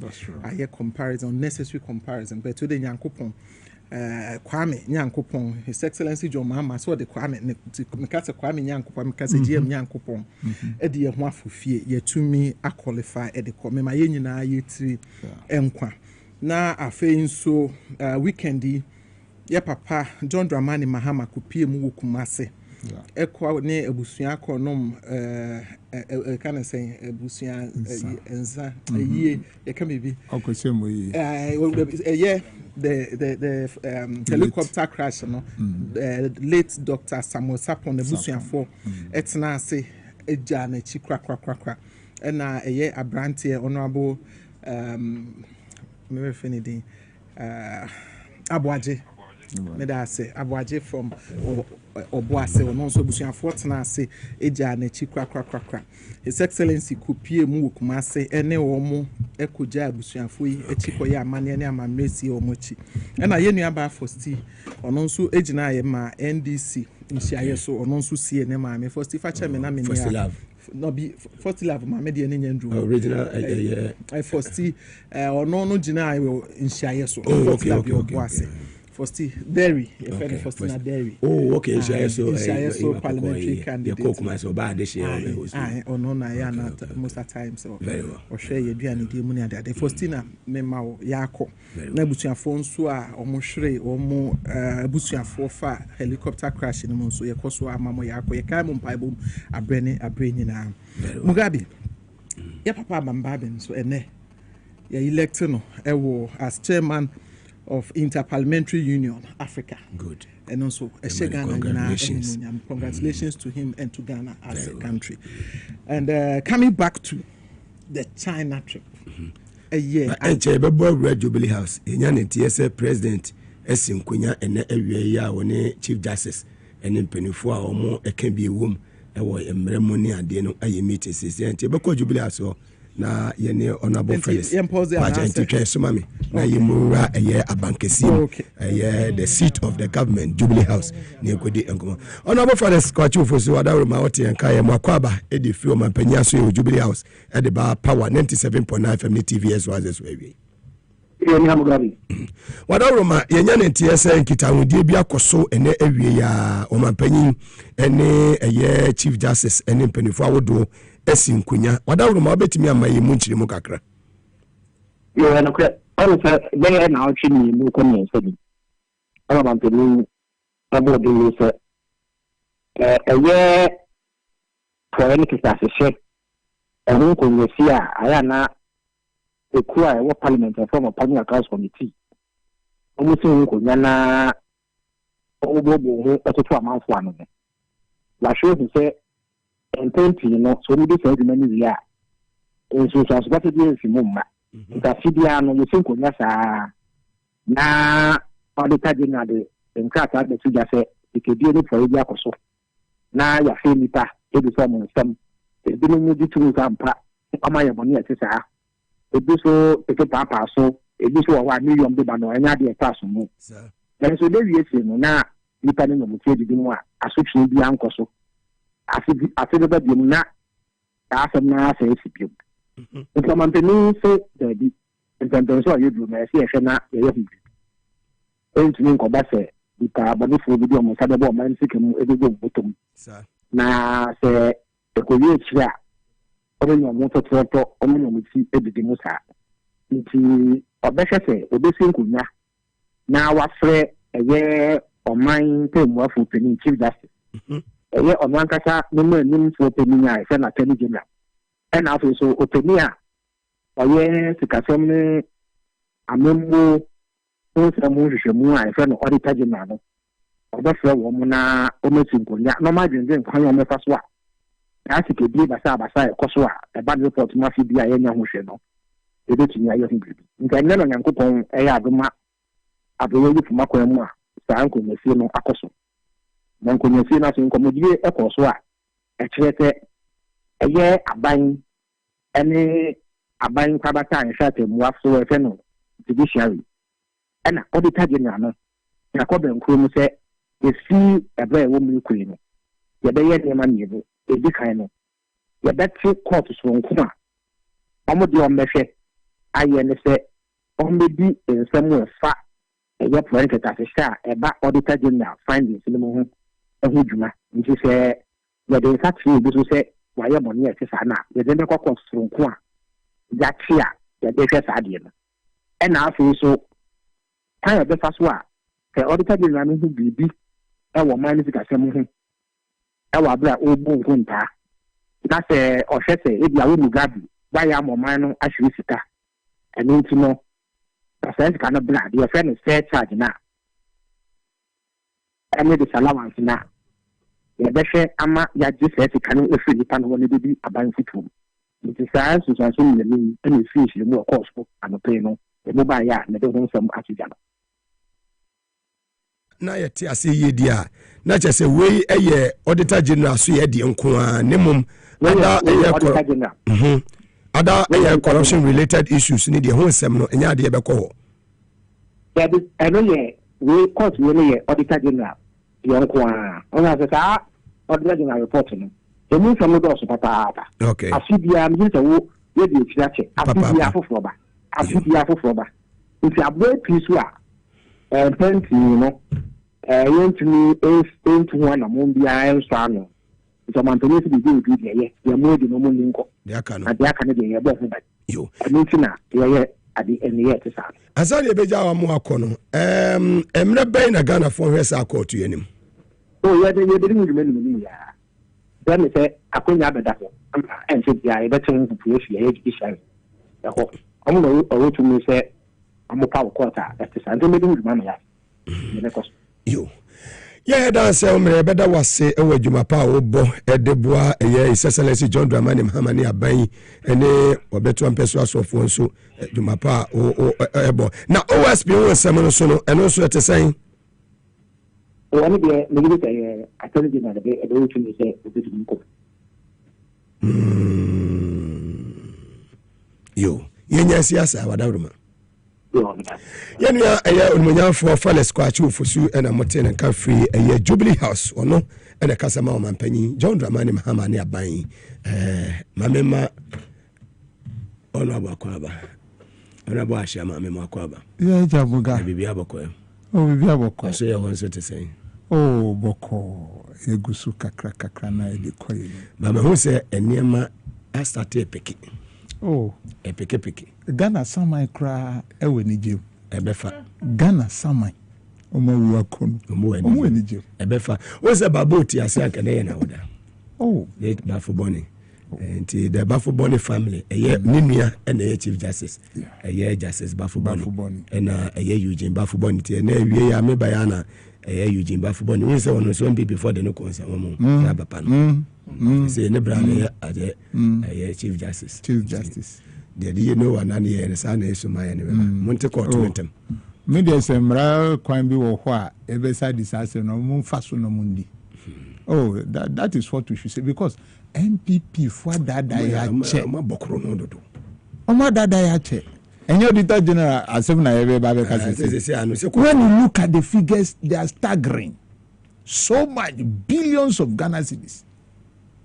Now, who can say, Sir Kenofurata, 52.25 billion transferred to unknown source. All these things. No more sorry, no more. It is a committed to fight corruption. Hey, MPP for to be creative. Ghost schools, national service. Yeah, this is manage here. Ube say they will not have a presidential candidate. But you can't just take it like that. Yes. Yes. Shenya address Afubeka woman nanka or the late. To be creating ghost school children. No more Jihusikadi. So well, we need to that is a government, and we have their representative talking today. Come on.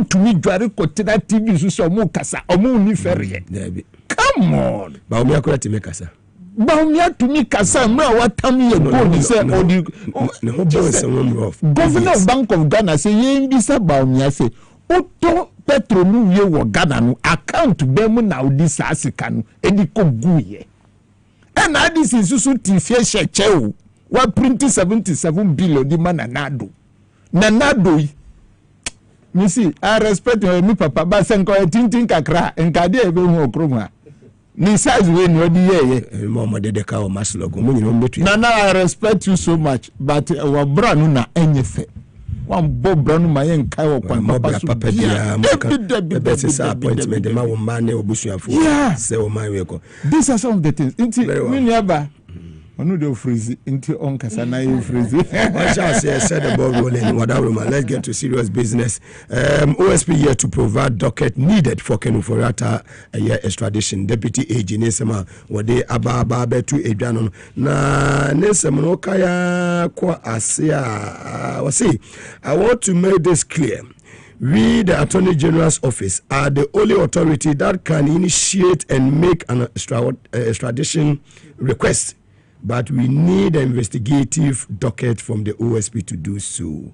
As of today, we still don't have the docket, despite sending several requests, including written letters and formal demands, Dr. Srimsai stated. Makacha said, Papa, you clock the young. Oni Kenufurata man and Nanti, Oni Gabi man, the dear group, the dear 2 man, they do, Mustafa Hamidimu, Tokacho so do Moko to a your clock the young. Monyenina Makawa, and just Nekasa Munti. Na mumfa Attorney General munye mojuma munye ni senchai busu so amuntu aneka period inu aba yenko ena da hono timi from China dey into one shishi China dey ba be share discussion me set in free yo minya be ma ti hani baba be si de ena akosi Jubilee House fantastic dedi kan me boy His Excellency Abaso se wo hwe ye campaign a ye no 2023 and 2022 now one message was very clear. Say oba obi biara wafa Ghana sika wafa no kwan paso no. For the nibejina emrane nemrane nedi. It was one of our campaign messages. Make us say no kra na Ghana for ejina so edeto abade mai. Na ye buy no so His Excellency de osia ye oyo. Ora fo ye won ye te womo. Ye start ye hu adwuma womo ye. Na meka se ora for no almost slow down kakra na mestre so omo nkeka wo mo because Ghana for need that wo so e ka ho bi e na ma Ghana for epie ye beto abade mai because edrum ba bi na Ghana sika na se wonsa wanko ade atwonsa na fa wram na fa bi se wo hwe enioma akoso boni aken o ese Mugabe ye ja white she because ese me hu be ma bia na o she white na me yema she na me hu ni pakro me hu Kenufuriata ewo mani so me she bi enti mesero because Kenufuriata ama white captain I say wo hu abone ka ho obi o quotation making it look like oye nyank misro nipa na nso boni ana wo papa wetim Ghana bakosem yenya finance minister biara ewo Ghana bakosem meme wofa na ye Kwadwo Ban Redu honorable nyame fa ne kra ensie yie honorable Kwadwo Ban Redu na efiri mu ma Ghana nyina da ne ye MPP fosun NDC fosun CPP fosun papa ne firi mu chese wontumi nkase papa no na japade ne esi ha obi antumi anya papa yi asema nkase papa we fa sika we wo ha enu twa mu ya papa setepe so obae mo hu se obi atumi agina baabi aka ya papa setepe ho asem ya papa kwamnadofo ebae mo hu se obi agina baabi aka Dr. Kwamnadofo ho asem enne edru ya papa atofo sen so mo hu adwuma papa yi ye MPP nkoa bedru ye na nado ye kan ye kan kosi se boni a papa we di ye nyina ye mfa so bo no e ma na nado because na nado enim de o ye no ne papa we ye kro no anu o mo bo sika no o mo wia na sa branch e bi ba me office sa no ye Kenoforiata deputy oh yeah oba me office me na call e bi asem bi wadwuma na obai so obai obey introduce no you know MPP for any arrogance this and that and I say I'm Masa let me remind you who opposition so you better keep your mouth shut up fantastic I'm investigating who said time as I for your tire you know or present kai yes you yeah no minister what I can be most sure am I yeah the for your tell what bench kra e hwichem kwa be page na betena ho na sika na ye ne wo ya agenda ye set no ye ne na wi ento na ma MPP for MPs ni bi kan wo ho bo mu honorable and appear could be mu di anim say papa we ewie sika dodo ono ankasa party o sorry tia president say Kenoforiata sika wo wia Ghana no edoso yenye ni fi ho na yempe obi a obeba babeboa Ghana ntoto ye na nado se there be do you know why all because agenda no omo asete no na o ye it is a Kenoforiata enya stroke kukrat na hwiche mu aka nado besa de na ba betena ho abeye se agenda ni nyina abi eno na Ghana for se there be ye hu de mu boni amudi Ghana ene ensesanyaba His Excellency John Dramani Mahama unim say medie baby awugina bia megina me wo mugidie nti na megitu mu say meka waban ho na ya move Ghana forward na ya reset Ghana baby anioma ekono as a government as a party ye hwe ne omayi share asema Attorney General Eken Deputy Attorney General Eken ahomete pa o OSP no here was sentence already you know what can it clear say I want to make this clear we are ready emphatic what you say they are ready he was emphatic say you are ready can of at America no akwato to mansions to America no na yire ne mato na say Ghana wo ba na be wies kana to make kwotana ho say dia say na ya kire kwan eto say wunya akwanya keto bi a be wies ka wo wi kwotana America because America ho de pa na ye ntumi nche no enye hwe ya na ye mua wo man no fo hunu no tata what you say ene de wakwe eye because sa MPA boss he ono nso ne ho bon pa ba wentimi what you say just say Ken sika the amount involved e wo Ken saga no edoso enti wo chechi wo mu nyina wo chi wo mu a fa wo mu court ye ho hwe no an sekidi as opti say you know ya doso do wo ma ne nam obehu ane ba yakwachi we ukochi wo ma ade abiem what next attention what you say say media no ya doso ope optics no do ni attention na attorney general uchi wo watch wo when wait me prosecuting I think this is the question we should be asking him what you say we dey many OSP tie from fanchem OSP we dey wakochi we na dey ayenu so makochi we media wakochi Cecilia Dapa wakochi no ye nyina e boy ensem ma ho up till now Cecilia Dapa na mo edi ni sike what you say gift you worry and na dwena me hwe Black Rasta video bi oba besie to meet na office national service for esika 700 cedis pay will lorry fare ni ade enso crap but because it's a requirement from the state until they have to do it mami wait me for a nipa 9,000 sika for 7 months they koye and fixed deposit just to secure a loan woka sika ni bomu a enye sika ketwa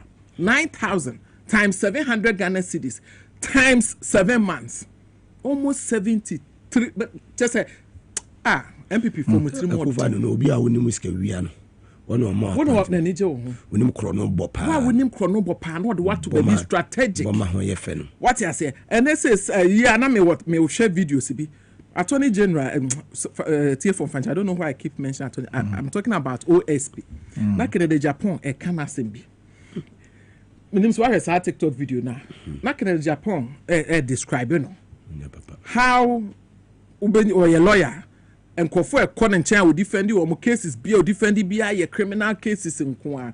So Canada Japan was referring to him as a criminal. I wouldn't want to refer to him as a criminal. And I wouldn't want to say or support criminalities. But the message say His Excellency John Dramani Mahama Sheweni Munyam. And yes, you are overcompetent and I knew to be our NDC. What you say? Dear wo ye no. Ugu ye papa ni mwase. Be up and doing. Every document be a wo Attorney General so ohia for papa we extradition no. You have to provide it. Nebio, na better no dey akọ. What you say? Appointing authority no. Say papa dey about one thing. Who say dey no ha katasumo maso. But the deputy attorney general dey about one thing. Who say now say I want to make this clear. And to wabaka some way at least it should serve as a deterrent.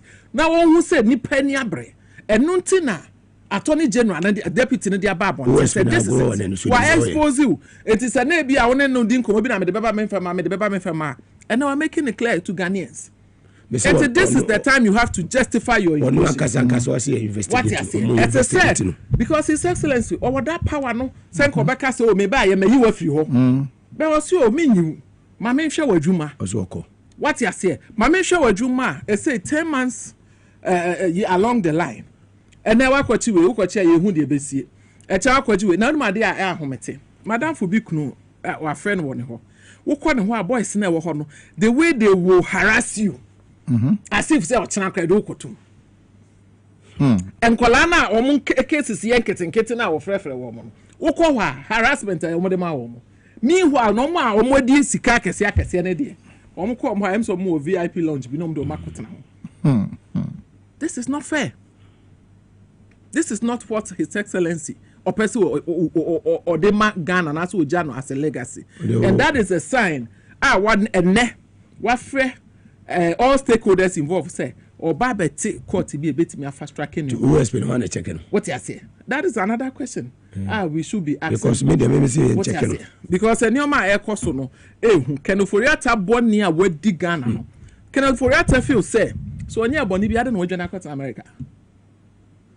I just saw a post from I saw a post on one of our platform. One Frank BBB say, "Oh, Foriata is doing very well." And it's a wako, no wako Jewayari say we are come back home. We need you here alive and well. Now be facing the law. If you think that you did everything right, why do you run from your home? Why do you run from Ghana? Ghana have fufu waha, benku waha, bibia waha. Okwatina brocha obia Ghana ni bia kwatina brocha. They are hand to the Ghana. My point here is that OSP na Akufo-Addo na appointing. Can you Foriata yetu abanyina say before say betu aba no Ghana. OSP na your mama ba. No obi aka kire say mo nye na adwuma. Ti sata mi nyina won ti me ho say Can you Foriata we diska. Nti we so investigating no. Mahama ba yi. And what person obi hu say we diska. Say so we hu ayen yaboa na ma na hu. Enti yaboa wa mu we hu wadwuma ne say. Onye ready. Wadwuma ne say. Na me pa cho Mugabe educate me. Say wono enye ready na so obola last year. E dey na Attorney General. Attorney General steps in what taking no. The Attorney General fa meto am say papa na o say check me say dia me de mani akwu so obi a o say o fight corruption in the first place to be hu nipa na o gina wa say John Mahama o ye obi a o ye committed say o be fight corruption and the people around him lifestyle how mo be dey go to this man's house. Me say dia me de mani akwu o be count not less than 20 cars in the house. What they are there? And then the soldiers in the house in uniform, the police in uniform, 2 police cars, and what declare a whole united security zone. And permit checks I mean with the 8 months in the sea selfie. 6, look at the 8 in the same mechanic. Minyama for honi bi di nkomo sa ade ho ne tia. Na se Mugabe so oba o chair president. People this one one day ba Kisi Ajaben. How? Na satama obeye USP no na ka se na no use. If you be mu na no tie. Enu ye obi a also fight corruption no. Also no kasa no na watchman ho na check watchman. USP no ho na check no.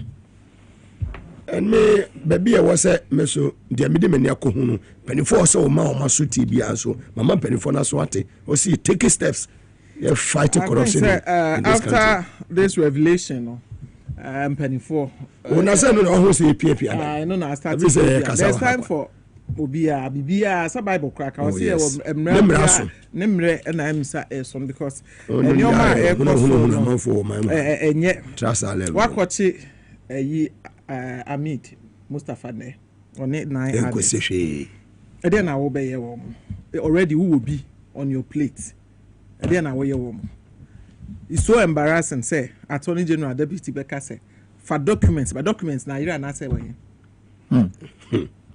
mama honorable Ashaman honorable it was a bobo nevi kotokobeti nya asa red card account ni ye keep film yes ye be ko work akwese o me ko ni akwaje training abafie ni ayedi Moga enu ni misu agronesi enu ni misu efia maba be kase aso ameke o se enu ameko sports stadium se me ko hebo me first and ko ye se me ba no kwa me ne to me so support has and I was support to kotoko me say ko support kotoko mo se ase kotokolusi no ade ono de e fa me bia se ono ntehwe azibra se bo we dey from Africa mini agi na ka say you can control motions what you say I say oh there usunu o ba de ni agi say what you say na me kotoko ono say kotoko de ba I want has now ni man and me say na Liverpool ni Manchester Moga say we man you made them Liverpool Moga so your MPP ni da be me bent me Kisi Ajaben asema wukan long overdue makasa se papa yempamu no jana so eba mu se na Kisi Ajaben be ye gabi ochireda ku lawyer gabi ochireda ku ni kenu forata ti se tuni akunja ati ase etoni de yen akunya se na yeti su se thank you ena ubeka chire Kisi Ajaben se onkochi kenu forata maso obetire kwa yefasu dwane wahu Kisi Ajaben merits a contract crier on say it will contract to be say babe su o me yase mami do get you right na mi fanye ye this is a boardroom plan me ka same way from the beginning of the year say Kisi Ajaben esu awo su ni na Kisi Ajaben esu onim se ne na do ni na appointees aye no. In fact, say one for kwan this war, and they ye bet your muntem. Now the biggest fish, no, any kenu forata. So what is the plan? This is a planting that is unfolding. And I make actually say obia or footballer, my bobo primary ni middle school. But unye footballer, and a footballer here chiachrewa, ube sirisa anes oba be shall go. And nuna Ajaben yes sell. Make a chance say papa we ni mpam business. Look, Nanado Efa the former OSP, the first one. And this Matiamido Ayeduma. Ayeduma. And as I say, no, Mususu Asapia, yes, as I Kisi Ajaben to say, obey Dumanu. He is not going to work. Because Miss say, Obia, your friend Kisi Ajaben, onu na be press conference o su chireye enyasa. Na Ebam say na deputy attorney general be bisa okrata say esu awa be su achireye no. Fa krata bra na yenye na won fanko. Eye game. Me enyumre kran ka be ye mi de say yen pam Kisi Ajaben na yen fo bi nko hye ho. Because he is not going to allow. You know when you go to court, Minya say uko kota bun say lawyer bet to me akasem sa no the clause kiti bi dia hye ho e kakrata ntinvim enunti na kenoforeta ewa brochire Ghana for NDC for misra o mpenifo misra mo anidie mu media me kafri January me ntanki say ajabe. But for him to be special prosecutor, ebia obedi kan so asem na nsa na be ko attorney general ho no, mu yinu free ho. Na mu mfa Ghana ni a, mu say auditor general reporter odi baye no eye ni yapan mu fa sa Ghana ni nkotena ho. Man ka say yanko find this ni. Not at all. We have Ghanaians, well-meaning Ghanaians, ubetumi akwa buana yenji yesika. Because go and check the September 21st CDD4 report. Etienne for Mutemiye. The press conference on Mampeniye in 2016. Yebeka say scandals ni proya omahu ewo the end of His Excellency John Dramani Mahama Nimresunu ejina 700 million Ghana cedis in 2016. That the Auditor General Edibae Etienne for Mutie in 2020, just within 4 years, the Auditor General report Edibae no osi katashisheni pronisi ka yashri eye 12 billion within 4 years under these people. 12 billion Ghana cedis. And I actually Jumansu Omanyebi. Inti Attorney General Media Misro. Any Omanpenny Yawuye. Attorney General Ine Nanu Kase Parliament in Yabie Pe Ubeko ko jitu mi na wabie utrabina. Yenu temi bompa do temara. Because ye been some winning in our traditional quarter. 50 years to cry some and chada. Because Senator to say honorable the legal well attach uncle Dinawa no 575 no to be chaskele sa yenwe mu franco tribunal na yempe Ghana fo amu ye Ghana fo mu pese yenji sika no omu kotina tribunal na yenji sika no ntem because near how Jesus say MPP for nanu mi ko program no MPP ni dis catch him say NDC for akronfo nti anka Ghana for nim say politicians ya akronfo na NDC for na ya chiatum. Honorable Attorney General, my colleague senior, me Paucho, this is what an MPP person told me. In this say this scandal within 4 years, 12 billion abeye katashisheni proye from the Auditor General's report. CDD for the buy. What are we doing about it? We are here. We've heard that they have created free SHS schools, sir. A ghost was Oma Jisikadi. We have to work on this issue. But before we get to that issue, hey, Muga, Missy Kisa Jabe, you permanently say, but yeah, Uncle Minjano. Watch it. Papa will play a game. And yes, yes, that is a proceed on leave immediately with immediate effect. Now, files a good office meaning, now you go down files, no, I find you, Juma. Where's the say the OSP has filed fresh charges against former CEO of the NPA, Mustafa Abdul Hamid, and none others. You see, Papa will boy again. Papa will boy again. Oh boy, Chaskele, you know free ho because he's part of MPP. Intinipa Kukudama or Bubo Mudisenu, he is not going to do anything about it. Oh no, Uvi said Kisanja Bembe to Nyafre Addison. Addison said 77 billion wa printer man and Aduni Brabeyano. On to me, yeah. That is the reason. That is what we are talking about. Because Sene Obiti say Okoboy Jina Okacha say ye we agenda 111 sika we ya printer man and Aduni. I don't necessarily NG. Na yen fan we 52.25 billion that has been transferred into a non source. Sa sika necessarily NG. Na yen fan we Onu Okoboy Yankasa ni predecessor Dr. Ajimamenu 81 million dollars akoka brotre sika number Sputnik V sika susu enu susu amba 4 million for 26 ambulance sika number na Okoboy wanka hand over note already now sasa sika we ni nyina wo these are some of the things na nemo so chire bosu ene ya light wave Womuna records, keeping records, patients records, various government hospitals. Almost any Ministry of Health SI contract 2019 to 2021. 2 years contract. The total sum $100 million US. and the facilities and name also more 950 out of a year 950 omu 450 remaining 500 Ministry of Air Health under Ajamamanu omu tuasika sombo 77 million US and a demand in Kofono contract no ekwa wie no omu side renew no 1 year look at this Ediaska ama omu and na me no ekesei say obi yare no ko government hospital be today as we speak obi record ya eda ho no data no ko off. Yes, that is true. That is true. Who can reach the center? How that is to reach out to Nkofono so handy bibia over ama ministry. Look at this. Look at a hospital like Rich Hospital.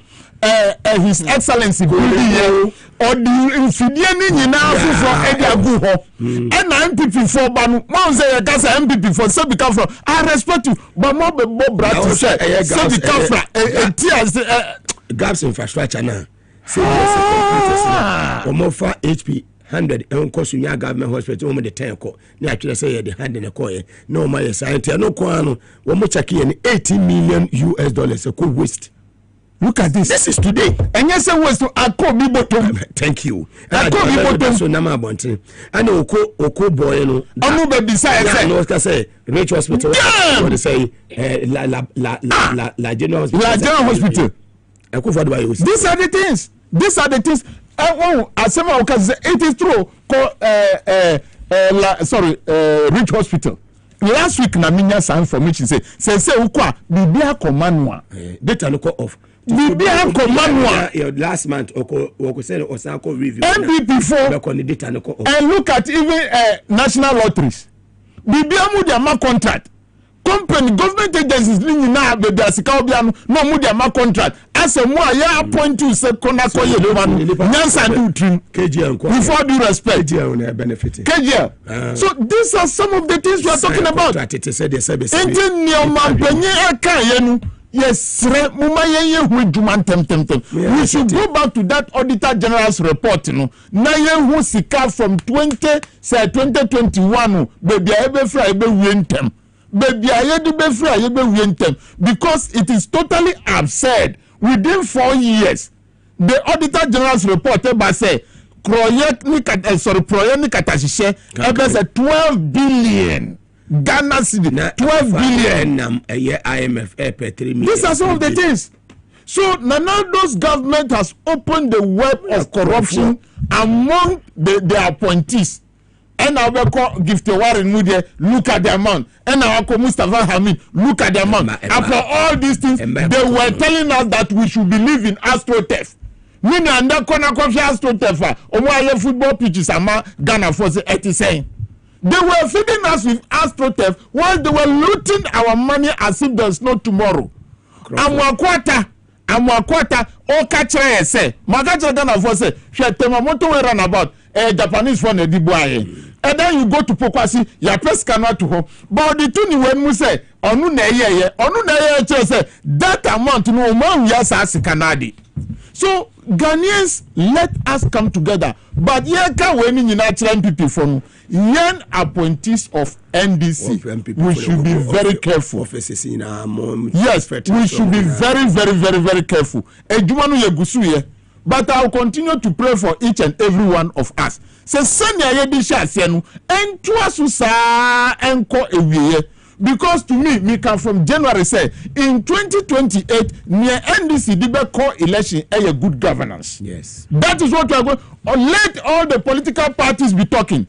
If we carry the good governance, that will be a very solid campaign message to Ghanaians. Yeah. If we are able to provide them with their needs, water, health facilities, school, and feeding the students in school, good roads, good electricity. Ube say everybody will understand us. Yegusu yejuma na onyankopon onkan o. Ba sister me ba be freeze.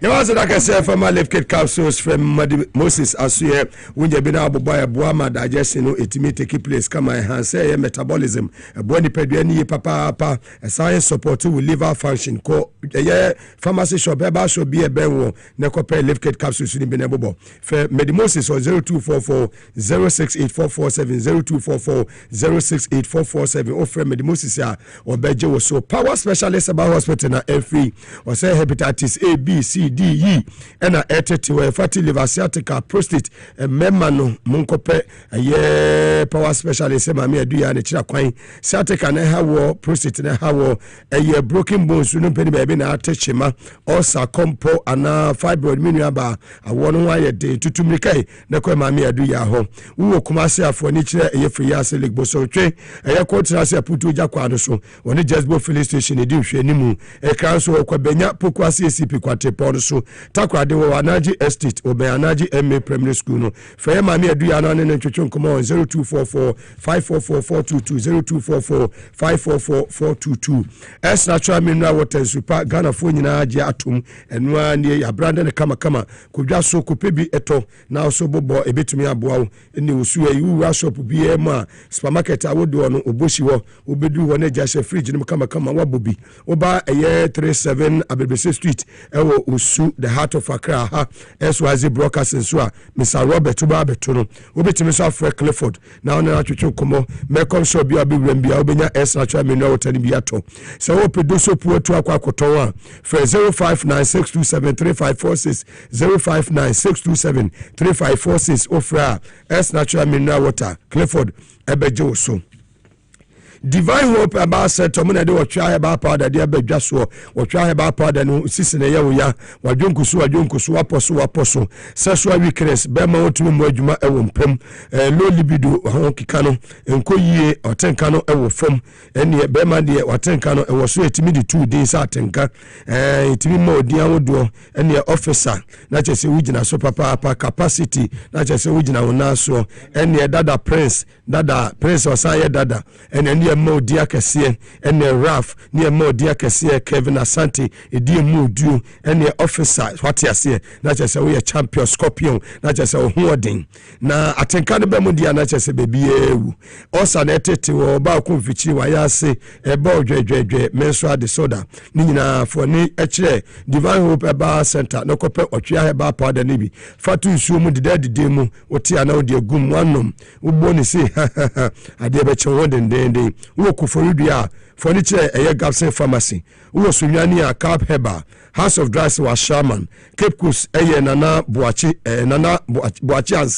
boachi ansa asoye ho ewo Cape Coast nana boachi eba so tema ana PK Gumbila ewo tamale fe Divine Hope eye Heba Center for me de otwea Heba powder yaba on 0550 639037 0550 639037 na wunya bi na oboba ebebo oye papa Victory Garlic Mesa every Dr. Mwako oseme kancho Victory wunya bi na oboba ne boa ma moja timidi ni pedua ni mafusa niye meka eye blood circulation obi anantia na wakoma bo pelipeli wunya Victory Garlic Mesa ni benuma ebeboa mo ho sane ama bibia konkan ede ama esa boa boost immune system no na obi a oso kakra bi asa wonan no sa yetetriti wo se ananse na chiwo moja ne timini ni pedua ni mafusa niye wunya Victory Garlic Mesa ni bia efi Dr. Mwako boba ebetimi abo oye pa fe Dr. Mwako 0242 545633 0242 545633 wofre doctor wobejo so na 0201 293280 0201 293280 Dr. Mwako wobejo so Safari Valley Eco Resource me kancho about a wildlife experience ya omo eye number 1 we aso wa wani beji wo yie papa say eja adofo ani ebusu afri amone aba wo pe baby a odi omo better environment no eye conducive me kanfo eye Safari Valley Eco Resort e de ama omo odewo in the Eastern Regional Constituency udua ene antelope si ene zebra so mo kono omo eba wo de better eye electric cars mu na de wo koto forest mu ne de wonam woda no so de papa bi enuane omo esevo so no local continental dishes ni nyinaa no mo serve bi ho wo mo wo eye swimming pool ni gym so e ho frɛ na one Safari Valley Eco Resort phone kasa on 05969143994 05969143994 na do ani kyerɛ wa wani beji wo yi papa ofa ya wagye wo se eche subiri su no wo na ne eche ne birthday wo se du wa wo ni Julie ene kwala ni nyina one ne wife Julie ene kwala ni nyina ho Safari Valley Eco Resort wo no so mbokwa akwa de mbokwa akwa chile na bibia so atimi akoso Medimosis Diagnostic Center waba aye laboratory services a wo mo ye bibia bi ho say liver and kidney function test wo kwa so mo beboa na wo matimi aye prostate ene ne keka ho nyina no wo be test ni bibia e de ama wunya we e wo ba bia gese Medimosis aye diagnostic center furniture delta barrier ho ene wo mo ni police station no ena edi enhwani mu for Medimosis doctor champion doctor capacity Medimosis now na ntwetwe komai on 0244 068447 0244 068447 minua penye sometime out to champon wona wo ye general manager edema aye Oyerepa TV no Oyerepa FM and sa aye head of sports senior ewia encha kese enkoma ene aye Asbog members ni nyina me chama honorable prince Saje kuma woni this year wo so hwe life e wo America memu woni team ni nyina yedamase mokoso na mo adwuma emfamoa Asbog ne ntumi entu empon ya saya babiem abonu numa pa wo semadu asamba ko se no se bo numero no sia krewu power kase bo papa the whole Ghana kase ba obi ajatum eno ena yede ebebrewo tebia yedre die ya shade bi ewo ha sala chematenia blow wakwakofa UP asamba UP no chese United Party wakofa UP number UP no emu na MPP ewu ni free ye na anachemate se ni hu papa se ba omi ade watonsuom ba omi atonsuom ya chese nkurai umososo ne tru amu ne ade ya chese ba omi nya ade so di bi papa bia na yede eba ye he ne course we UP ose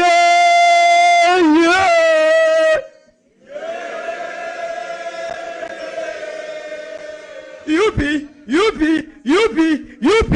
oh say yeah UP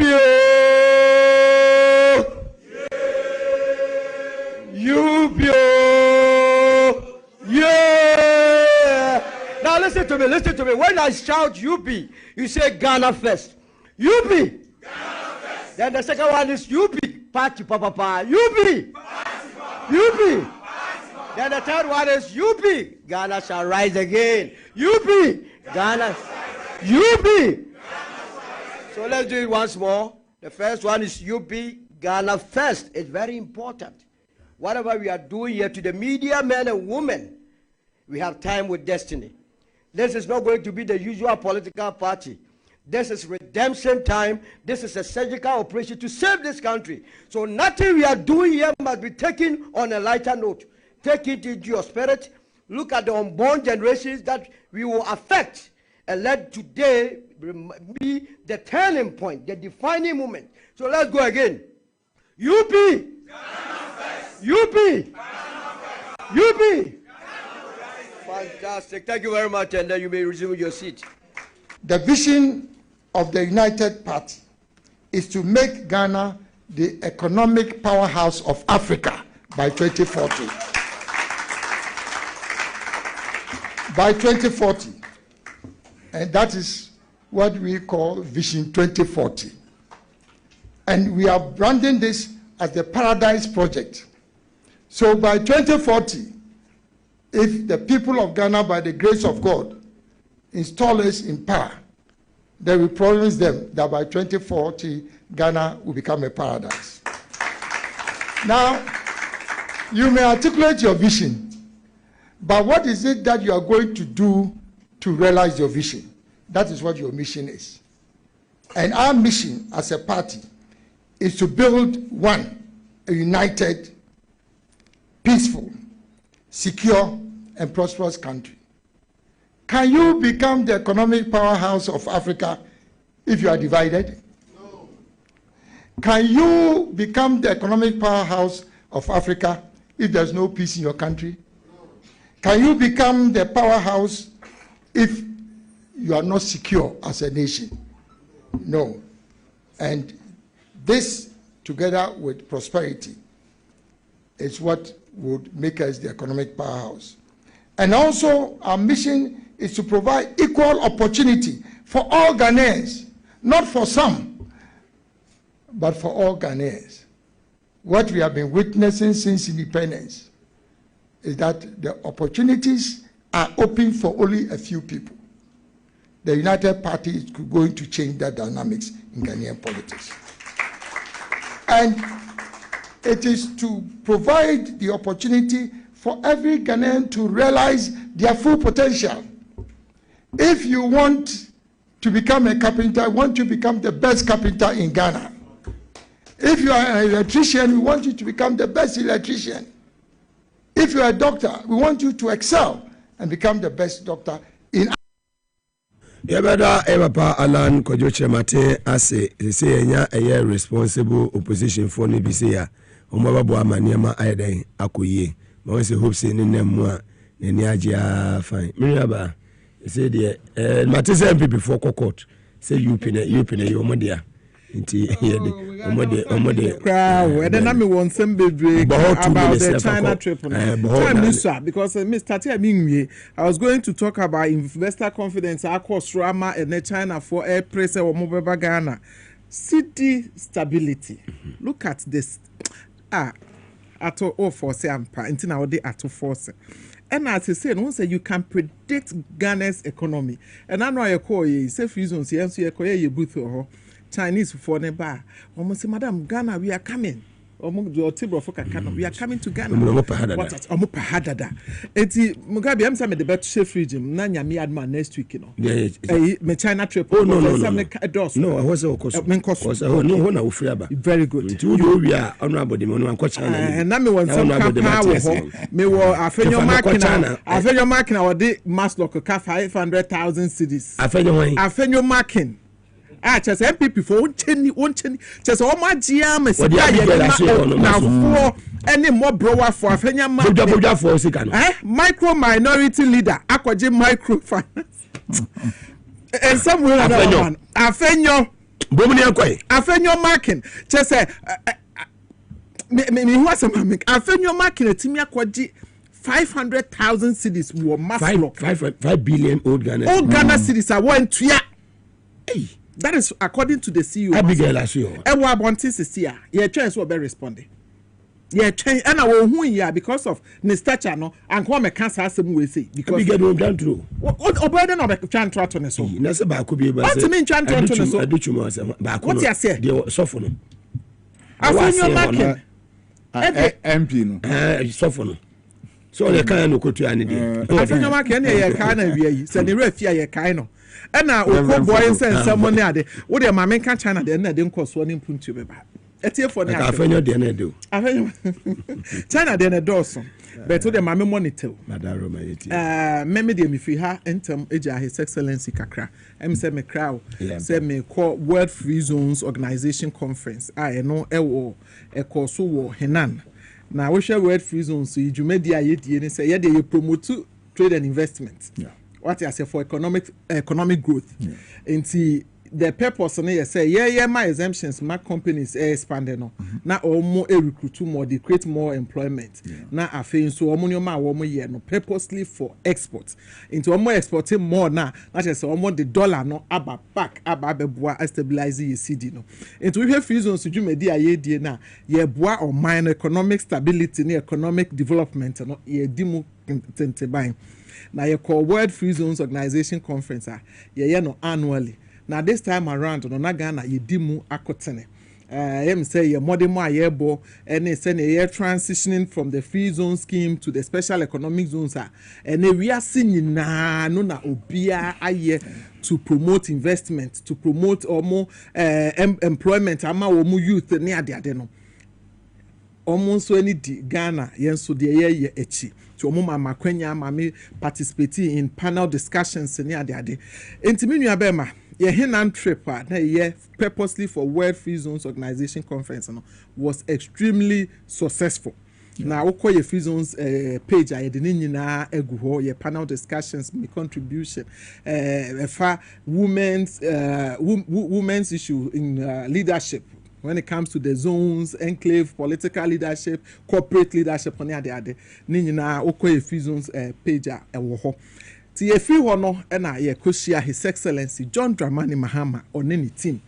And who can ni edi mwakotene trade minister Obapa Lizzie me na me friend Mama Lizzie ene empanifo akeka ho ye foreign minister Honorable Kujeto deputy finance minister ni ade ene ye ankasa ye maame Obapa Dr. Namumu because obehwe the Beijing conference we say esi 1995 exactly 30 years this year intina SSA amama ya womudi omonsa ekoshe sa convention ase no na ese omoba betena se biem ewo Beijing na omohwe after the 30 years no the impact na omohwe what to do to make life of women better enti omo ebehia wo ho ma first lady se ne president etumi ba ye no so ebetoto adwen ye fi ho na ye de Ghana China Business Forum so ehye so His Excellency Econo or the trade agencies I promote to trade and investment GIPC,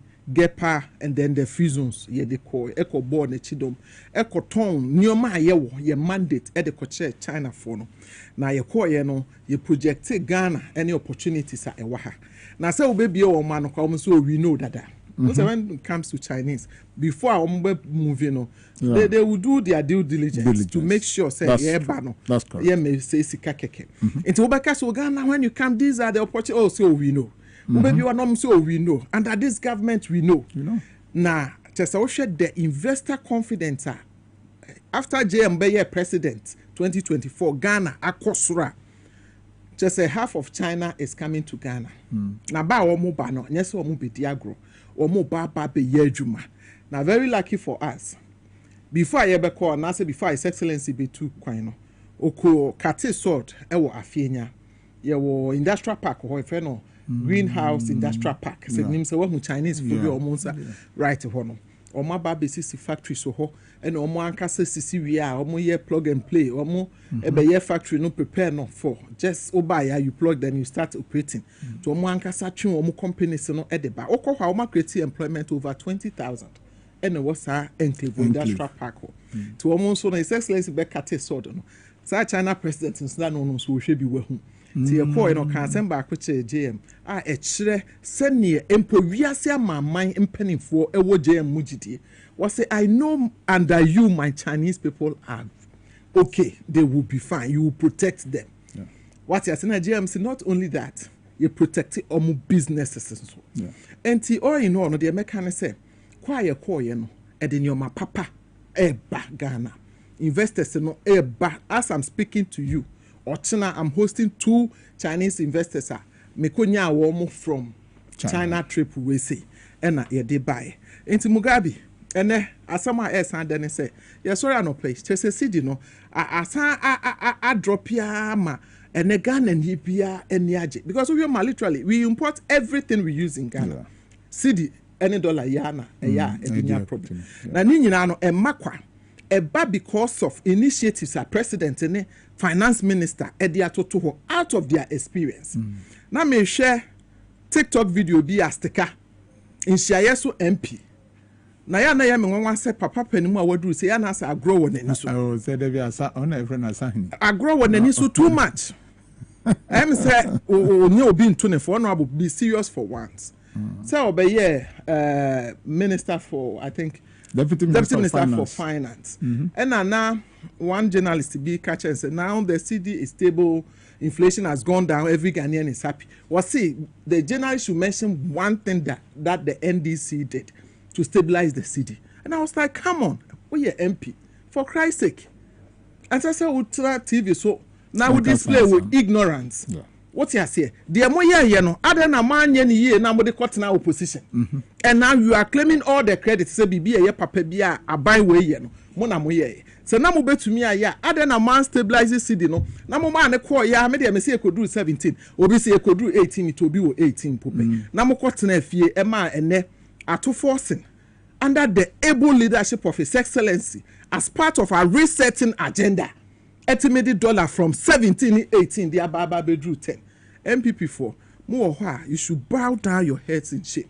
Memon try some of take credit to be a will see this stability His Excellency John Dramani Mahama and then ba honorable to forcing or more aye ama and again aye honorable now GDS the way MPP forces say or man we no economy the way see core mess or more critical no now GDS nyansani bi te say jomama wo fi nyansan betimi abechange 10 things around within 9 months. Knowing JM's capacity and akuma what they do on my capacity. Now me was say GD no, but now me name say be swift like this. Okay. Once it's like overnight. Now we are just 10 months. Now see the no call from no say your first quarter now the city now started dropping. Now me name because I remember no enyama odo tima nyamisuro se woni bia onfa bibia ho. Ekufu ado beye o mampanyi no oni tima emma Ghana fo na oni nyamisuro because who di bone na wodwe ho hwe sene enne sa enkrofo yi a wo mama omo dey say light wave ama hospital there is no data. Do you know what it means on people's lives? Because who call hospital ayebo wudi ne ya hwe wo data e wo ho na doctor na to aso from that time and now what they treat you and it's a work on data anyway most of our Ghanaian people so or cornea man lab resource be cry your man do and a hot on or quite know what watching it but senka data no wa or corner and kuta no crowd boni din yet me bo it is uncle for way or nini pa hold up one oko boy should shut up. Oh yeah, he should shut up. He's the last person that's so be na okasa. All right. Where were you time anado a campaign so mu be agenda 111 mutimi the 8 years we agenda 111 mutimi the 8 years as of enya ne constituency na anado mu ko bubu hospital bigu ye say omo ba be ye ni yi at that time now when you minister of health otimi eye ho den na aban foforo about 10 months you expect him to build your constituency na onye nkofo fie nyina hospital fema oko boy respect yourself sam and I no me tie o say that NDC that you know na kasa na mpanifo ne nkabe this time it's a different kasa it's na me say me betna ha men kan say me CEO catch him say NDC communicator so that I can respond to them accordingly. You are the last person to speak about hospitals. Okoboy. Yes. One shut up big time. Thank you. What you say shut up no your capital S capital H capital UT capital UP. He should shut up. Thank you. Medema samo ba wie no Mugabe Alanja Martin was strategic. MPP mubesu moja. And then mo de akoko to say mo koye dey. Na what they say? I was say where dey. I go gan say say MPP for akoko say Alan Akofa UPD a wo so you ready so mo so be court say why only Northern People's Party. I don't see MPP. I don't see MPP. Northern People's Party. Yes. I don't see MPP. Oh, then you know, Esre. Alessa Antiapo. Esre. Alessa Yachia. No, me have my we na me recovery. Say nyame aduma. Nyame ensaya. Next week you know be share. Jama. Oh, Mogani Ohima. Mama Kwaba. Mama Kwaba every Beijing. Any Juma Mubabedi. But Mogama min country say success comes with discipline. And no necessary first can and country. Yes. A treasure a sacra wajina hoya kobo video nutrient time or parliament. He lacks discipline and nothing a Ghana cottage. And they were sacked from capital market. Ghana was sacked from capital market. Our city was at a junk status. It took the grace of God with the wisdom pots, the wisdom heads. Because Miankasano, the economy so. And our parliament, so you know, you could read the budget and see how things were. I was so shocked. And now a humbia bomb people for a Lucy say, how are we going to manage this economy? Economy, a finance minister, Baba Betrebe, the Sikada Crown, finance minister, no Janiako. So how are we going to manage it? But by the grace of God, we are there. And so when MPP ni bisawa oh nanu me call program bi na obi say meka abrofo say katwi ebia stika susu katwi for because abrofo a ye di ye djuma e di international market international business forums on tiasie because for you to speak with yanka fan say obroni amanaka che say newo kan o minim na tiasie mehu that tells you that the person is working. His Excellency John Dramani Mahama came to this throne with discipline, reduction of the number of government appointees, even though we are crying for some of our colleagues who have not been appointed to be appointed. No. Our president is doing it or starving those people so that Ghana will progress. And that is what we are talking about here. So when we look at the figures and other things that are moving on, then we should thank the government of the day. Now MPP4, they should come and tell us. Even baby say we should mention one policy. But when you take the book that is they read as budget, almost see the economic policy, that whole budget book, you know, MPP for munko kind. So anything that is undertaken from that book, you know, that is a policy. But me and Tia say, I know that Mrs. Takayo, we will not sit down again for these MPP people with this abysmal performance. Obia who tell me that go and look at the budget statement book. Said no matter so they'll give you the year and the economic policy of that government, and that is what we are going by. In there, who call the education sector, my boss Haruna. Oza tisen goda su se omunye aduane ndi. Omudi aduane amomuni aji.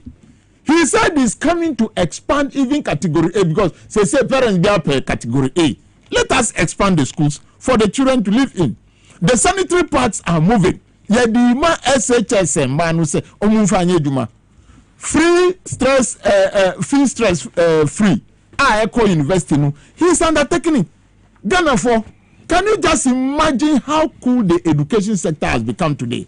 Can you just imagine the work that is being done by the road minister? Ufa pokwasi kwanya Caterpillar jina kwanya yes yes uko kaswa na Caterpillar jina kwansu uko flower na Caterpillar jina kwansu uko akosomwa na Caterpillar temomoto na did you see this and quarter? No. Me brother ka chere me sam akwata ye manu road minister no onu de Levin Tankwa no di se na di gunu motium. As me brother no all trantro for the 8 good years no that was what has happened.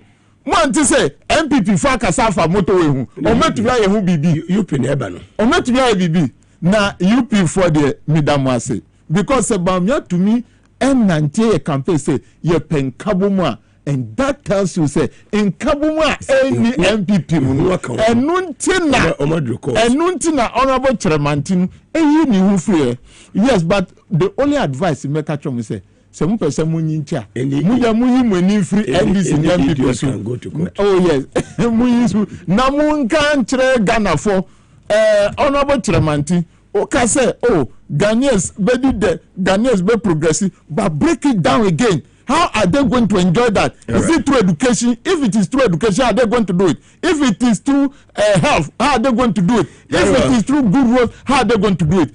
I wish you well. Mu continue na mu yi MPP for no be come ho na 2028 the NDC there we are going with good governance. Ebeda say yenuaba eye akwele municipal nchaka se ekomane na atwe ene yenuaba eye ajoko osu eye night market ene mame majama ene atia musumu osu day market echacha munyina nyame aduma esesele John Dramani Mahama china ode na problem ebekwa kopiem ewo eye western region na eja woni na nanuma hemfo nitimamofo ewo eye atoye mantamu akwa akodi eye nkomo enikita ho etina nyame aduma president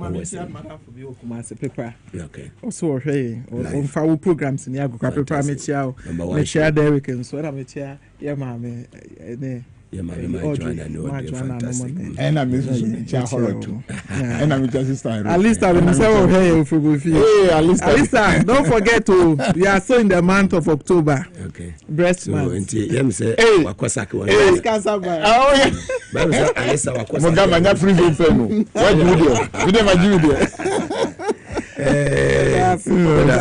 That's it for coming. Medemo see about the domain of Tuesday the 21st. See Tim Kwama Ebesa Dinsha at the Saturday 3 p.m. Mugabe Maase ni meeting with the Honorable Asha Mankana, Honorable Dr. Mary Usi Free Zones CEO, side member of the NDC communication team so enka. Afa bia say Miraso, and you may know see akase bo eneto so. Me ma munyina mo eniti.